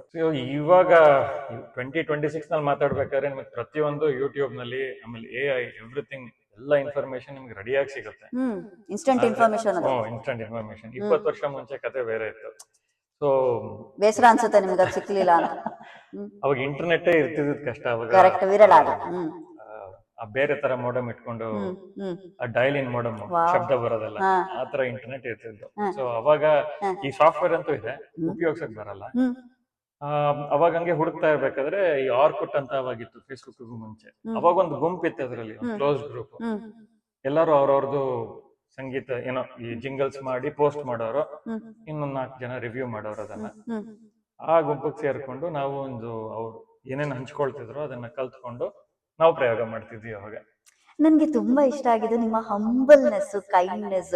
ನಂಗೆ ಏನು ಅಲ್ಲ, ನಂಗೆ ಇಷ್ಟು ಮಾತ್ರ ಕಲ್ತೆ ಅಂತ ಅದು ಎಲ್ರಿಗೂ ಬರ್ಬೇಕು ಸರ್. ಅಷ್ಟೇ ಮಾಡಿರೋದು. ಅಲ್ಲಲ್ಲ, ಅದೇ ಆ ವಿನಯತೆ, ಅದು ಅದೇ ಆ ಕಲೆಗೆ, ಆ ಕಲಾರಾಧಕರಿಗೆ ಭೂಷಣ ಅಂತ ನಾ ಹೇಳ್ಬಹುದು. ಫೇಸ್ಬುಕ್ ಆರ್ಕುಟ್ ಅಷ್ಟೇ ಅಲ್ಲ, ನೀವು ಚೈಲ್ಡ್ಹುಡ್ ಡೇಸ್ ಅಲ್ಲಿ ನಿಮ್ಮ ಮ್ಯೂಸಿಕ್ ಬ್ಯಾಂಡ್ ಸೆಲೆಕ್ಟ್ ಆಗ್ಲಿಲ್ಲ ಅಂತ ಒಂದ್ ಕಡೆ ಬೇಸರ ಆದ್ರೆ, ಕಾಲೇಜ್ ಡೇಸ್ ಅಲ್ಲಿ ಪರ್ಫಾರ್ಮೆನ್ಸ್ ಮಾಡಿದ್ರಂತಲ್ಲ ಸರ್ ನೀವು. ಅದೇ ಅದು ಯೂಶುವಲ್ ಕಾಲೇಜ್ ಫೆಸ್ಟ್ ನಲ್ಲೆಲ್ಲ ಇರುತ್ತಲ್ಲ, ಅವಾಗ ಪಿಯಾನೋ ಕಲಿಯೋ ಹುಚ್ಚಿತ್ತು. ಅದು ಬೇರೆ ಮಾಡಿದೀರಾ? ಏನೋ ಒಂದು ಪ್ರಯತ್ನ ಆಗಿತ್ತು. ಅದ್ರ ಮೇಲೆ ನಾನು ಸ್ಟೇಜ್ ಮೇಲೆ ಅಲ್ಲ, ನಿಮ್ಮನ್ನ ಬಹುಮುಖ ಪ್ರತಿಭೆ ಅಂತ ಹೇಳ್ಬಹುದು ಒಂದೇ ಪದದಲ್ಲಿ. ನಿಮ್ಗೊಂದು ಬಿರುದು ಕೊಡೋದಾದ್ರೆ ಬಹುಮುಖ ಪ್ರತಿಭೆ. ಬೇಡ ಬೇಡ, ಜಾಕ್ ಆಫ್ ಆಲ್ ಟ್ರೇಡ್ಸ್ ಅಂತಾರಲ್ಲ ಹಂಗೆ. ಹಂಗಲ್ಲ ಸರ್, ಅದು Jack of all master of ನನ್ ಇರಬಹುದು. ಬಟ್ ನೀವು ಎಲ್ಲ ವಾದ್ಯ ಜೊತೆಗೆ ನಿಮ್ಮ ಒಂದು ಇಂಟ್ರೆಸ್ಟ್ ಇದೆಯಲ್ಲ, ಇನ್ವಾಲ್ವ್ಮೆಂಟ್, ಒಂದು ಆಸಕ್ತಿ. ಹೌದು, ಖಂಡಿತ ಇದೆ. ರೈಟ್. ಸೊ ಕಾಲೇಜ್ ಪರ್ಫಾರ್ಮೆನ್ಸ್ ಹೆಂಗ್ ಅನ್ಸ್ತಿತ್ತು ಆಗ?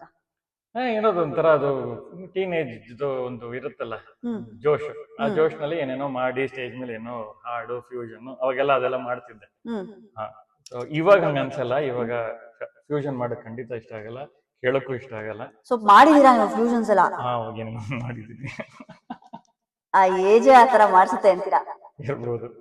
ಇವಾಗ ಶಾಸ್ತ್ರೀಯ ಸಂಗೀತ, ಮೃದಂಗ ಖುಷಿ ಆಗುತ್ತೆ. ರೈಟ್. ಸೊ ನಿಮ್ಮನ್ನ ನಿಮ್ ಫ್ರೆಂಡ್ಸ್ ಎಲ್ಲರೂ ನನಗೆ ಹೇಳ್ತಾ ಇದ್ರು, ಅಶ್ವಿನಿ ನಾವು ಒಂದು ಟರ್ಮ್ ಇಟ್ಕೊಂಡು ಗುರುದತ್ತ ಅವ್ರನ್ನ ಕರಿತೀವಿ ಅಂತ. ಸೊ ನಿಮ್ ವಾದ್ಯಕ್ಕೆ ಪರ್ಫೆಕ್ಟ್ ನೇಮ್ ಕೊಟ್ಟಿದ್ದಾರೆ ನಿಮಗೆ, ಸೌಂಡ್ ಗುರು ಅಂತ. ಏನ್ ಸರ್ ಇದು? ನಿಮ್ಗೆ ಕರಿತಾ ಇದ್ರ ನಿಜವಾಗ್ಲೂ? ನಾನ್ ನಂಬ್ಲಿಲ್ಲ, ನೀವು ಹೇಳಿದ್ರೆ ಖುಷಿ ಆಗುತ್ತೆ. ಅಂದ್ರೆ ನನಗೆ ಇನ್ನೊಂದು ಆಸಕ್ತಿನೂ ಇತ್ತು. ಏನಂದ್ರೆ ಈ ಪ್ರೊಫೆಷನಲ್ ಆಗಿ ಆಡಿಯೋ ಸೆಟಪ್ ಮಾಡೋದಕ್ಕೆ. ವಿದ್ವಾಂಸರು, ಪ್ರೊಫೆಷನಲ್ಸ್ ಬಂದು ಪರ್ಫಾರ್ಮ್ ಮಾಡಿದಾಗ ಅವ್ರಿಗೆ ಒಂದು ರಿಕ್ವೈರ್ಮೆಂಟ್ ಇರುತ್ತೆ. ಮೈಕ್ ಇದೇ ತರ ಇರಬೇಕು, ಈ ತರನೇ ಅವ್ರದ್ದು ಈ ಅಟ್ಯಾಕ್ ಗೇನ್ ಏನೇನೋ ಒಂದು ಟೆಕ್ನಿಕಲ್ ಟರ್ಮ್ಸ್ ಇದೆ. ಅವ್ರಿಗೆ ಆ ರೀತಿನೇ ಸೆಟಪ್ ಪರ್ಫೆಕ್ಷನ್ ಆಗ್ಬೇಕು. ಅವ್ರು ಕೇಳಕ್ಕೆ ಫೀಡ್ಬ್ಯಾಕ್ ಏನೇನೋ ಎಲ್ಲ ಮಾತಾಡ್ಕೊಳ್ಳೋರು. ಅವಾಗ ಅದಂಗೆ ಬಹಳ ಆಸೆ ಆಗೋದು, ಏನಿದು ವಿಷಯ, ಕುತೂಹಲ ಆಯ್ತಿತ್ತು. ಕುತೂಹಲ. ಸೊ ಅದರಿಂದ ಅದನ್ನೊಂದ್ ಚೂರ್ ಕಲ್ತ್ಕೊಂಡೆ ಅದ್ರ ಬಗ್ಗೆ. ಏನ್ ಸರ್ ಚೂರಲ್ವಾ? ನಮಗ್ ದೊಡ್ಡದು ಸರ್, ನೀವ್ ಹೇಳ್ಬೇಕು. ಏನಿಲ್ಲ, ಲೈವ್ ಸೌಂಡ್ ಸೆಟಪ್ ಬೇಸಿಕ್ಲಿ. ಅದಕ್ಕೆ ಒಳ್ಳೆ ಸೌಂಡ್ ಗುರು ಅಂತ ಸುಮ್ನೆ ರೇಗಿಸ್ತಿರ್ತಾರೆ. ಅದೇ ಅದು ನನ್ಗೆ ಎಷ್ಟು ಅದು ಸೂಕ್ತ ಅನ್ಸ್ತು ಅಂದ್ರೆ, ಸೌಂಡ್ ಗುರು ಅನ್ನೋದು ಒಳ್ಳೆ ನಿಮ್ಗೆ ಟ್ಯಾಗ್ ಲೈನ್ ಅಂತ ಹೇಳ್ಬೋದು. ಯಾಕಂದ್ರೆ ನೀವು ರಾಯರ ಸನ್ನಿಧಾನದಲ್ಲಿ ನೀವೇ ಮೈಕ್ಗಳನ್ನೆಲ್ಲ ತಗೊಂಡು ಬಂದು ವಾದ್ಯಗಳನ್ನ ಸೆಟ್ ಮಾಡಿ, ಎಂತ ಸೇವೆ ನೀವು ಕೊಟ್ಟಿರೋದು. ಅದೇ ಖುಷಿ ಆಗುತ್ತೆ ಮಾಡೋದಕ್ಕೆ. ಸೊ ಈಗಿನ ಯುವ ಪೀಳಿಗೆಗೆ ಈ ಹಂಬಲ ಬರ್ಬೇಕು, ಆ ಒಂದು ಹಂಗರ್ನೆಸ್ ಅಂತ ಹೇಳ್ತಾರಲ್ಲ, ನಾನು ಇದನ್ನ ಕಲ್ತ್ಕೋಬೇಕು, ಇದು ಏನು ಅನ್ನೋದು ತಿಳ್ಕೋಬೇಕು ಅನ್ನೋದು ನೀವು ಕಲ್ಸ್ಕೊಡ್ತಾ ಇದ್ದೀರಾ. ಅಂದ್ರೆ you are the role model for younger generation ಅಂತ ಹೇಳ್ಬೋದು. ರೈಟ್. ಸೊ ನಿಮ್ಮ ತಾತ ಸಂಗೀತದಲ್ಲಿ ಪಯಣದಲ್ಲಿ ಇದ್ರು, ವಾದ್ಯ ಅದು ನಿಮಗೆ ಬಂತು. ನಿಮ್ಮ ಗುರುಗಳು ಯಾರು? ಅವರ ಬಗ್ಗೆ ಒಂದ್ ಸಣ್ಣ ಪರಿಚಯ ಮಾಡ್ಕೊಡ್ತೀರಾ? ಖಂಡಿತ ಖಂಡಿತ. ಮೊದಲನೇದಾಗಿ ಹೌದು, ತಾತ ಪಾರ್ಥಸಾರಥಿ ಅಂತ, ತಾಯಿಯವರ ತಂದೆ. ಅವ್ರ ಹೆಸರನ್ನೇ ನಿಮ್ ಮಗುಗೆ ಇಟ್ಬಿಟ್ಟಿದೀರಿ? ಹೌದು. ವಾವ್. ಅವ್ರು ನುಡಿಸಿದ್ದನ್ನ ನಾನು ನೋಡೇ ಇಲ್ಲ, ಫೋಟೋ ನೋಡಿದೀನಿ ಅಷ್ಟೇ. ಭದ್ರಾವತಿನಲ್ಲಿ ಐರನ್ ಅಂಡ್ ಸ್ಟೀಲ್ ವರ್ಕ್ಸ್ ನಲ್ಲಿ ಕೆಲಸ ಮಾಡ್ತಿದ್ರು. ಗುರುದತ್ತ ಅವರೇ, ನನ್ನೂರು, ನನ್ನ ಹುಟ್ಟಿದ ಊರು ಭದ್ರಾವತಿ. ಐರನ್ ಅಂಡ್ ಸ್ಟೀಲ್, ನಮ್ ತಾತ ಅಲ್ಲಿ ವರ್ಕ್ ಮಾಡ್ತಾ ಇದ್ರು, ವಿಶ್ವೇಶ್ವರಯ್ಯ ಐರನ್ ಅಂಡ್ ಸ್ಟೀಲ್. 1978 ನಲ್ಲಿ ಆದ್ರೆ ಇವರು ಹಿಂತಿರುಗಿ ಬಂದ್ಬಿಟ್ರು, ರಿಟೈರ್ಮೆಂಟ್ ಆಗೋಯ್ತು ಅವಾಗ. ಅವಾಗ ಅವರು ತಬಲಾ ಪಾರ್ಥಸಾರಥಿ ಅಂತ ಫೇಮಸ್. ಆದ್ರೆ ನುಡಿಸ್ತಿದ್ರು ಮೃದಂಗ, ಪಾಪ್ಯುಲರ್ ನೇಮ್ ಅವ್ರದ್ದು. ಅಲ್ಲಿ ಅವ್ರದ್ದು ವಾದ್ಯ ನನಗೆ ಕೊಟ್ಟಿದ್ರು. ಆಫ್ಕೋರ್ಸ್ ಅವರು ಕೊಟ್ಟು ನನ್ನನ್ನ ಅವ್ರ ಕೊನೆಗಾಲದಲ್ಲಿ TAS ಮಣಿ ಸರ್ ಹತ್ರ ಸೇರ್ಸಿದ್ರು. ಆದ್ರೆ ಅವಾಗ ಕಲಿಯೋ ಯೋಗ್ಯತೆ ಅವಾಗ ಇರ್ಲಿಲ್ಲ, ಅದು ತಲೆ ಎಲ್ಲೋ ಇತ್ತು, ಅವಾಗ ಆಗ್ಲಿಲ್ಲ, ಸಾಧನೆ ಆಗ್ಲಿಲ್ಲ. ಅದು ವಾದ್ಯ ಇತ್ತು ನನ್ನ ಹತ್ರ. ಆದ್ರೆ ಒಂಚೂರು ತಿಳುವಳಿಕೆ ಬಂದಾಗ, ಮೆಚ್ಯೂರಿಟಿ ಬಂದಾಗ ಅದರ ಮಹತ್ವ ಗೊತ್ತಾಯ್ತು. ಒಂದು ಪ್ರಯತ್ನ ಇತ್ತು ಕಲಿಬೇಕು ಅಂತ. ಕೆಲಸದ ಮಧ್ಯದಲ್ಲಿ ಅದು ಸೆಟ್ಲ್ ಆಗೋದು ಅಂತ ಹೇಳ್ತಾರಲ್ಲ, ಪಾಪ್ಯುಲರ್ ಟರ್ಮ್, ಸೆಟ್ಲ್ ಆಗಿಲ್ಲ ನೀನ್ ನನ್ನ ಹತ್ರ. ಆ ಚೆಕ್ ಲಿಸ್ಟ್ ಇರುತ್ತಲ್ಲ, ಅದೆಲ್ಲ ಮುಗಿಸಿ ಒಂದು ಅವಕಾಶ ಕೋವಿಡ್ ಟೈಮ್ ನಲ್ಲಿ ಬಂತು ನನಗೆ. ಏನಂದ್ರೆ ನಾವು ಇದ್ದಿದ್ದು ಮಲ್ಲೇಶ್ವರ, ಆಫೀಸ್ ಹೋಗ್ತಿದ್ದು ವೈಟ್ ಫೀಲ್ಡ್. ದಿನಾಗ್ಲೂ 1.5 ಗಂಟೆ 2 ಗಂಟೆ ಕಾಲ ಒನ್ ವೇ ಟ್ರಾಫಿಕ್ ನಲ್ಲಿ ಕಳೀತಿದ್ದೆ. ಒಂದೇ ಸುಮ್ಮನೆ ಪ್ರಯಾಣ. 3 ಗಂಟೆ ಕಾಲ ಹೋಗೋದು. ಸಡನ್ ಆಗಿ ಆ 3 ಗಂಟೆ ಕಾಲ ಸಿಗಕ್ ಶುರು ಆಯ್ತು. ಅವಾಗ ಏನ್ ಮಾಡ್ಬೇಕು, ಅವಾಗ ಯೋಚನೆಗಳು, ಯೂಟ್ಯೂಬ್ ನಲ್ಲಿ ಕಲಿಬೋದಾ, ಏನೇನೋ ಪ್ರಯತ್ನ ಪಟ್ವಿ. ಎಷ್ಟೊಂದ್ ಜನ ಅವಾಗೆಲ್ಲ ಯೂಟ್ಯೂಬ್ ಎಲ್ಲ ಚೆನ್ನಾಗಿರೋದು. ಆದ್ರೂ ಅನ್ಸೋದು ಯಾರಾದ್ರೂ ಗುರುಗಳ ಅನುಗ್ರಹ ಇದ್ದು ಅವ್ರ ಗುರುಮುಖೇನ ಕಲ್ತ್ರೆ ಎಷ್ಟು ಚೆನ್ನಾಗಿರತ್ತೆ ಅಂತ. ಹಾಗಾಗಿ ಒಬ್ಬರ ಸ್ನೇಹಿತರಿಂದ ಪರಿಚಯ ಆಯ್ತು. ಸೊ ನಾನ್ ಕಲಿತಿರೋದು ವಿದ್ವಾನ್ ಶ್ರೀ ಸುನಿಲ್ ಸುಬ್ರಹ್ಮಣ್ಯ. ಅವರು ಒಪ್ಕೊಂಡ್ರು ಪಾಠ ಮಾಡಕ್ಕೆ. ನನಗೆ ಪೂರ್ತಿ ಸಂಪೂರ್ಣವಾಗಿ ಅವರು ನನಗೆ ಹೇಳ್ಕೊಟ್ಟಿದ್ದಾರೆ. ಪ್ರತಿಯೊಂದು ವಿಷಯನು ಹೇಳ್ಕೊಡ್ತಿದ್ದಾರೆ. 6 ವರ್ಷದಿಂದ ಕಲಿತಿದ್ದೀನಿ. ಯಾಕಂತಂದ್ರೆ ಕಲಿಕೆಗೆ ಯಾವ ವಯೋಮಿತಿ ಇಲ್ಲ, ಅಡೆತಡೆಗಳಿಲ್ಲ, ಯಾವುದೇ ಕಾಲ ಇಲ್ಲ, ತಾಪಮಾನ ಇಲ್ಲ, ಪ್ರಮಾಣ ಇಲ್ಲ, ಯಾವುದೇ ತರದ ಬ್ಯಾರಿಯರ್ ಇಲ್ಲ. ಸೊ ವಯಸ್ಸಾದವರು ಕೂಡ ಕಲಿಬಹುದು, ಯಾವ ಏಜ್ ಅಲ್ಲೂ ಕೂಡ ಕಲಿಬಹುದು. ಕಲಿಕೆ ನಿರಂತರ. ಸೊ ಎಲ್ಲ ಪರಿಪಕ್ವಾಗಿ ತುಂಬಾ 30-40 ಎಕ್ಸ್ಪೀರಿಯನ್ಸ್ ಇರುವಂತಹ ಕಲಾವಿದರು ಹೇಳ್ತಾ ಇರೋದನ್ನ ನಾನು ಕೇಳಿದ್ದೀನಿ. ಸ್ವತಃ ನಾನು ಇಂದಿಗೂ ಕೂಡ ಕಲಿತಾ ಇದ್ದೀನಿ. ಸೊ ಅದೇ ನೀವು ಮಾಡ್ತಾ ಇದ್ದೀರಿ. ನಾನು ಅದು ಹೇಳಕ್ಕಾಗಲ್ಲ. ನಾನು ಶುರು ಮಾಡಿದ್ದು ಬಹಳ ಲೇಟ್. ಬಟ್ ಹೌದು, ಕಲಿತಿದ್ದೀನಿ ಅನ್ನೋ ಒಂದು ಸಮಾಧಾನ ಇದೆ. ಶುರು ನಿಧಾನ ಆಗ್ಬೋದು, ಸೌಂಡ್ ಭರ್ಜರಿ ಇರತ್ತೆ ಸರ್. ಅದಕ್ಕೆ ಸೌಂಡ್ ಗುರು ನೀವು, ರೈಟ್? ಸೊ ಎಲ್ಲದ್ರಲ್ಲೂ ಸೌಂಡ್ ಹುಡುಕ್ತಿರಂತೆ ನೀವು. ವಾಷಿಂಗ್ ಮಿಷಿನ್ ಅಲ್ಲಿ ರಿದಮ್ ಹುಡುಕ್ತಿರಂತೆ, ನೇಚರ್ ಅಲ್ಲಿ ಲಯನ ಹುಡುಕ್ತಿರಂತೆ, ಮತ್ತೆ ಈ ಮಿಕ್ಸರ್ ಅಂಡ್ ಈಜಿ ಮ್ಯಾಚ್ ಮಾಡಿದ್ರೆ ಮ್ಯಾಚ್ ಬರುತ್ತೆ ಅಂತಿರಂತೆ. ಏನ್ ಸರ್ ಇದು? ಅಂದ್ರೆ ನಾವು ಇಂಜಿನಿಯರಿಂಗ್ ನಲ್ಲಿ ಫೋರಿಯರ್ ಟ್ರಾನ್ಸ್ಫಾರ್ಮ್ ಅಂತ ಹೇಳ್ಕೊಡ್ತಾರೆ, ಟೈಮ್ ಟು ಫ್ರೀಕ್ವೆನ್ಸಿ ಕನ್ವರ್ಟ್ ಮಾಡೋದು. ಅದು ಅವಾಗ ಟೈಮ್ ನಲ್ಲಿ ಅರ್ಥನೇ ಆಗ್ತಿರ್ಲಿಲ್ಲ. ಇದು ಎಲ್ಲಿ ರಿಯಲ್ ಲೈಫ್ ನಲ್ಲಿ ಎಲ್ಲಿ ಬಳಸ್ತಾರೆ ಅಂತ ಯಾರಿಗೂ ಗೊತ್ತು. ಅವ್ರು ಹೇಳ್ಕೊಡ್ಬೇಕಾದ್ರೆ ಅದು ಮ್ಯಾಥಮೆಟಿಕ್ಸ್ ಸಬ್ಜೆಕ್ಟ್ ಅಲ್ಲ. ನಿಮ್ಮಂತ ಸೈಂಟಿಸ್ಟ್ ಇದ್ರೆ ಜಗತ್ತು ಪಾವನ. ಸೈಂಟಿಸ್ಟ್ ಅಲ್ಲ. ಸೊ ನಮ್ಗೆ ಅವಾಗ ಅದು ಅನ್ಸದ ಇದು ಎಲ್ಲಿ ಅಂತ. ಆಮೇಲೆ ಗೊತ್ತಾಯ್ತು ನಮ್ದೆಲ್ಲ ಅವಾಗ ಟೇಪ್ ರೆಕಾರ್ಡರ್ ಬರೋದಲ್ಲ, ಅವಾಗ ಈಕ್ವಲೈಸರ್ ಅಂತ ಬರೋದು. ಹೋಗಿ ಯಾವಾಗ್ಲೂ ಹೇಳೋರಿ ಬೇಸ್ ಇನ್ಕ್ರೀಸ್ ಮಾಡು, ಕಿಕ್ ಡ್ರಮ್ ಸಖತ್ತಾಗಿ ಸೌಂಡ್ ಬರುತ್ತೆ ಅಂತ. ಸೊ ಅದೇ Fourier transform, time to frequency, ಆ ಫ್ರೀಕ್ವೆನ್ಸಿ ಅಡ್ಜಸ್ಟ್ ಮಾಡ್ತಿದ್ದು. ಸೊ ಅಲ್ಲಿಂದ ಆಸಕ್ತಿ ಶುರು ಆಯ್ತು. FL ಸ್ಟುಡಿಯೋ ಅನ್ನೋದ್ರಲ್ಲೂ ಅದಿತ್ತು, ಪ್ಯಾರಾಮೆಟ್ರಿಕ್ ಈಕ್ವಲೈಸರ್. ಅದ್ರ ಥ್ರೂ ನನಗೆ ಮೊದಲನೇ ಕಂಪನಿ ಕೆಲಸ ಸಿಕ್ತು.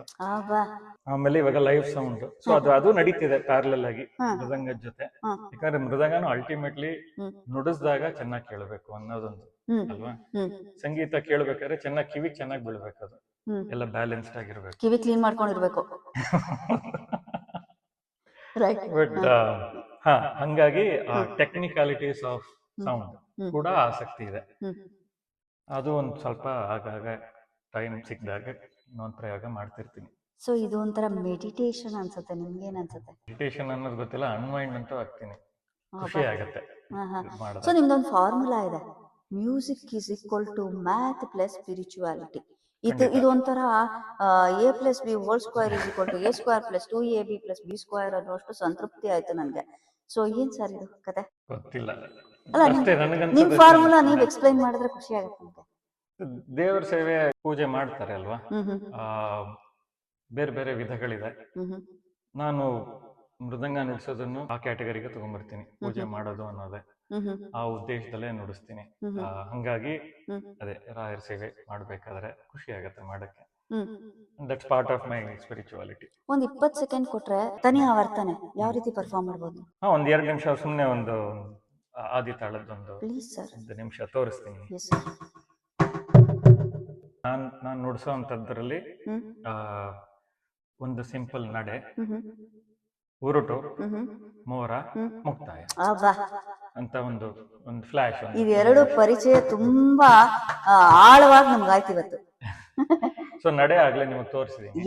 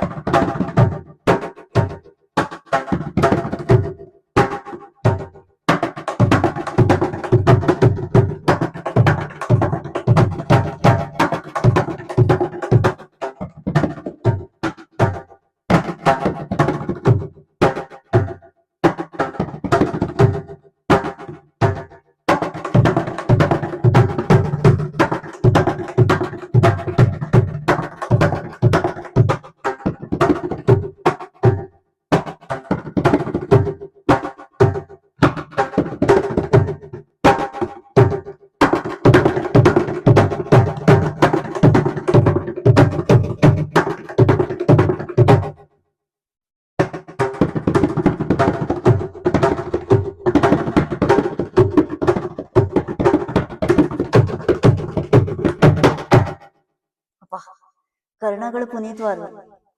ಕಣ್ಣುಗಳು ಪಾವನವಾಯ್ತು, ಕರ್ಣಗಳು ಪುನೀತವಾಯ್ತು ಅಂತ ಹೇಳ್ಬಹುದು. ನಿಮ್ಮಂತ ಶ್ರೇಷ್ಠ ಕಲಾವಿದರಿಗೆ ಮೃದಂಗವೇ ಭೂಷಣ. ಸೊ ಇದು ಎಷ್ಟು ಕೆಜಿ ಇರ್ಬೋದು ಸರ್ ಮೃದಂಗ? ಹೌದಾ? 8-9 kg ಇರ್ಬೋದು. ಏನೇ ಆಗ್ಲಿ ಸರ್, ಮನ್ಸಷ್ಟು ಭಾರ ಇರಲ್ಲ ಸರ್ ಇದು, ಅಲ್ವಾ? ಏನ್ ಹೇಳ್ತೀರಾ? ಒಟ್ಟಾರೆ ಈ ಕಲೆಯ ಒಂದು ಆರಾಧನೆ ಆಗಿರ್ಬೋದು, ಇದರನ್ನ ಜೊತೆ ನೀವು ಎಕ್ಸ್ಪೆರಿಮೆಂಟ್ ಮಾಡ್ತಾ ಇರ್ಬೋದು ಅಥವಾ ಕಲಿತಾ ಇರ್ಬೋದು, ಎಷ್ಟು ಸಂತೃಪ್ತಿ ಕೊಟ್ಟಿದೆ? ಪೂರ್ತಿ I cannot ask for anything more. ಎಷ್ಟು ಸರಳವಾಗಿ ಹೇಳಿದ್ರಿ ಸರ್, ಪೂರ್ತಿಯಾಗಿ ಸಂತೃಪ್ತಿ ಅಂತ. ಸೊ ಏನ್ ಕಾಮನ್ ಮಿಸ್ಟೇಕ್ಸ್ ಮಾಡಬಹುದು ಅಂತೀರಿ ಮೃದಂಗ ಪ್ಲೇ ಮಾಡುವಾಗ? ಒಂದು ಖಂಡಿತ ಅದೇ, ಮೃದಂಗ ಅಂತ ಅಲ್ಲ, ಒಂದು ಅದೇ ನನಗೆ ಗೊತ್ತು ಅಂತ ಅಷ್ಟೇ ಅನ್ಕೋಬಾರ್ದು, ಓವರ್ ಕಾನ್ಫಿಡೆಂಟ್ ಆಗ್ಬಾರ್ದು ಅಂತ. ಅದು ಚೆಕ್ ಮಾಡ್ಕೊಳ್ತಾ ಇರ್ಬೇಕು ಪ್ರತಿ ಸತಿ. ಸೊ ಒಂದು ಕಾನ್ಸರ್ಟ್ ಅಲ್ಲೇ ಆಗ್ಲಿ, ಒಂದು ಸ್ಟೇಜ್ ಪರ್ಫಾರ್ಮೆನ್ಸ್ ಅಲ್ಲೇ ಆಗ್ಲಿ, ಇದಕ್ಕೂ ತುಂಬಾ ಪ್ರಿಪರೇಷನ್ ಅವಶ್ಯಕತೆ ಇದೆ ಅಂತೀರಾ? ಖಂಡಿತ ಖಂಡಿತ ತುಂಬಾ ಇದೆ. ಸೊ ಈಗ ಸಡನ್ ಆಗಿ ಯಾವ ಪರ್ಫಾರ್ಮ್ ಮಾಡ್ತಾರೆ, ವೋಕಲಿಸ್ಟ್ ಯಾವ ಪರ್ಫಾರ್ಮ್ ಮಾಡ್ತಾರೆ, ವೈಲಿನಿಸ್ಟ್ ಅದಕ್ಕೆ ಯಾವ ರೀತಿ ಕೋಆರ್ಡಿನೇಟ್ ಮಾಡ್ತಾರೆ, ಅಥವಾ ನೀವು ಯಾವ ರೀತಿ ಅವರನ್ನ ಹೊಂದಾಣಿಕೆ ಮಾಡ್ಕೋಬೇಕು ಅನ್ನೋದು ಯಾವ ರೀತಿ ನಿರ್ಧಾರ ಮಾಡ್ಕೊತೀರಾ? ವಾದ್ಯ ವೀಣೆ ನುಡಿಸೋದಕ್ಕೆ ನಾನು ಏನಾದ್ರು ಮೃದಂಗ ನುಡಿಸ್ಬೇಕು ಅಂದ್ರೆ ನಾವು ತುಂಬಾ ಮೈಲ್ಡ್ ಆಗಿ ನುಡಿಸ್ಬೇಕು. ನೀವ್ ಹೇಳಿದ್ರಲ್ಲ ಅವಾಗಲೇ ಸರ್ವಲಘು ಅಂತ, ಸರ್ವಲಘ ಬಳಕೆ ಜಾಸ್ತಿ ಇರ್ಬೇಕು ಅದಕ್ಕೆ. ಈ ಉರುಟುಗಳು ಹಿಂಗೆ ಕಿಟಕಿಟಕ ಕರ್ಣೆ ಒಳಗೆ ನುಡಿಸೋಂಥದ್ದು ಆದಷ್ಟು ಅವಾಯ್ಡ್ ಮಾಡ್ಬೇಕು ವೀಣೆಗೆ ನುಡಿಸ್ಬೇಕಾದ್ರೆ. ಯಾಕಂದ್ರೆ ವೀಣೆ ತುಂಬಾ ಸಾಫ್ಟ್ ಇನ್ಸ್ಟ್ರೂಮೆಂಟ್, ಅದು ಡೆಲಿಕೇಟ್ ಆಗಿದ್ದು ಹಂಗೆ ಸಾಫ್ಟ್ ಆಗಿರ್ಬೇಕು.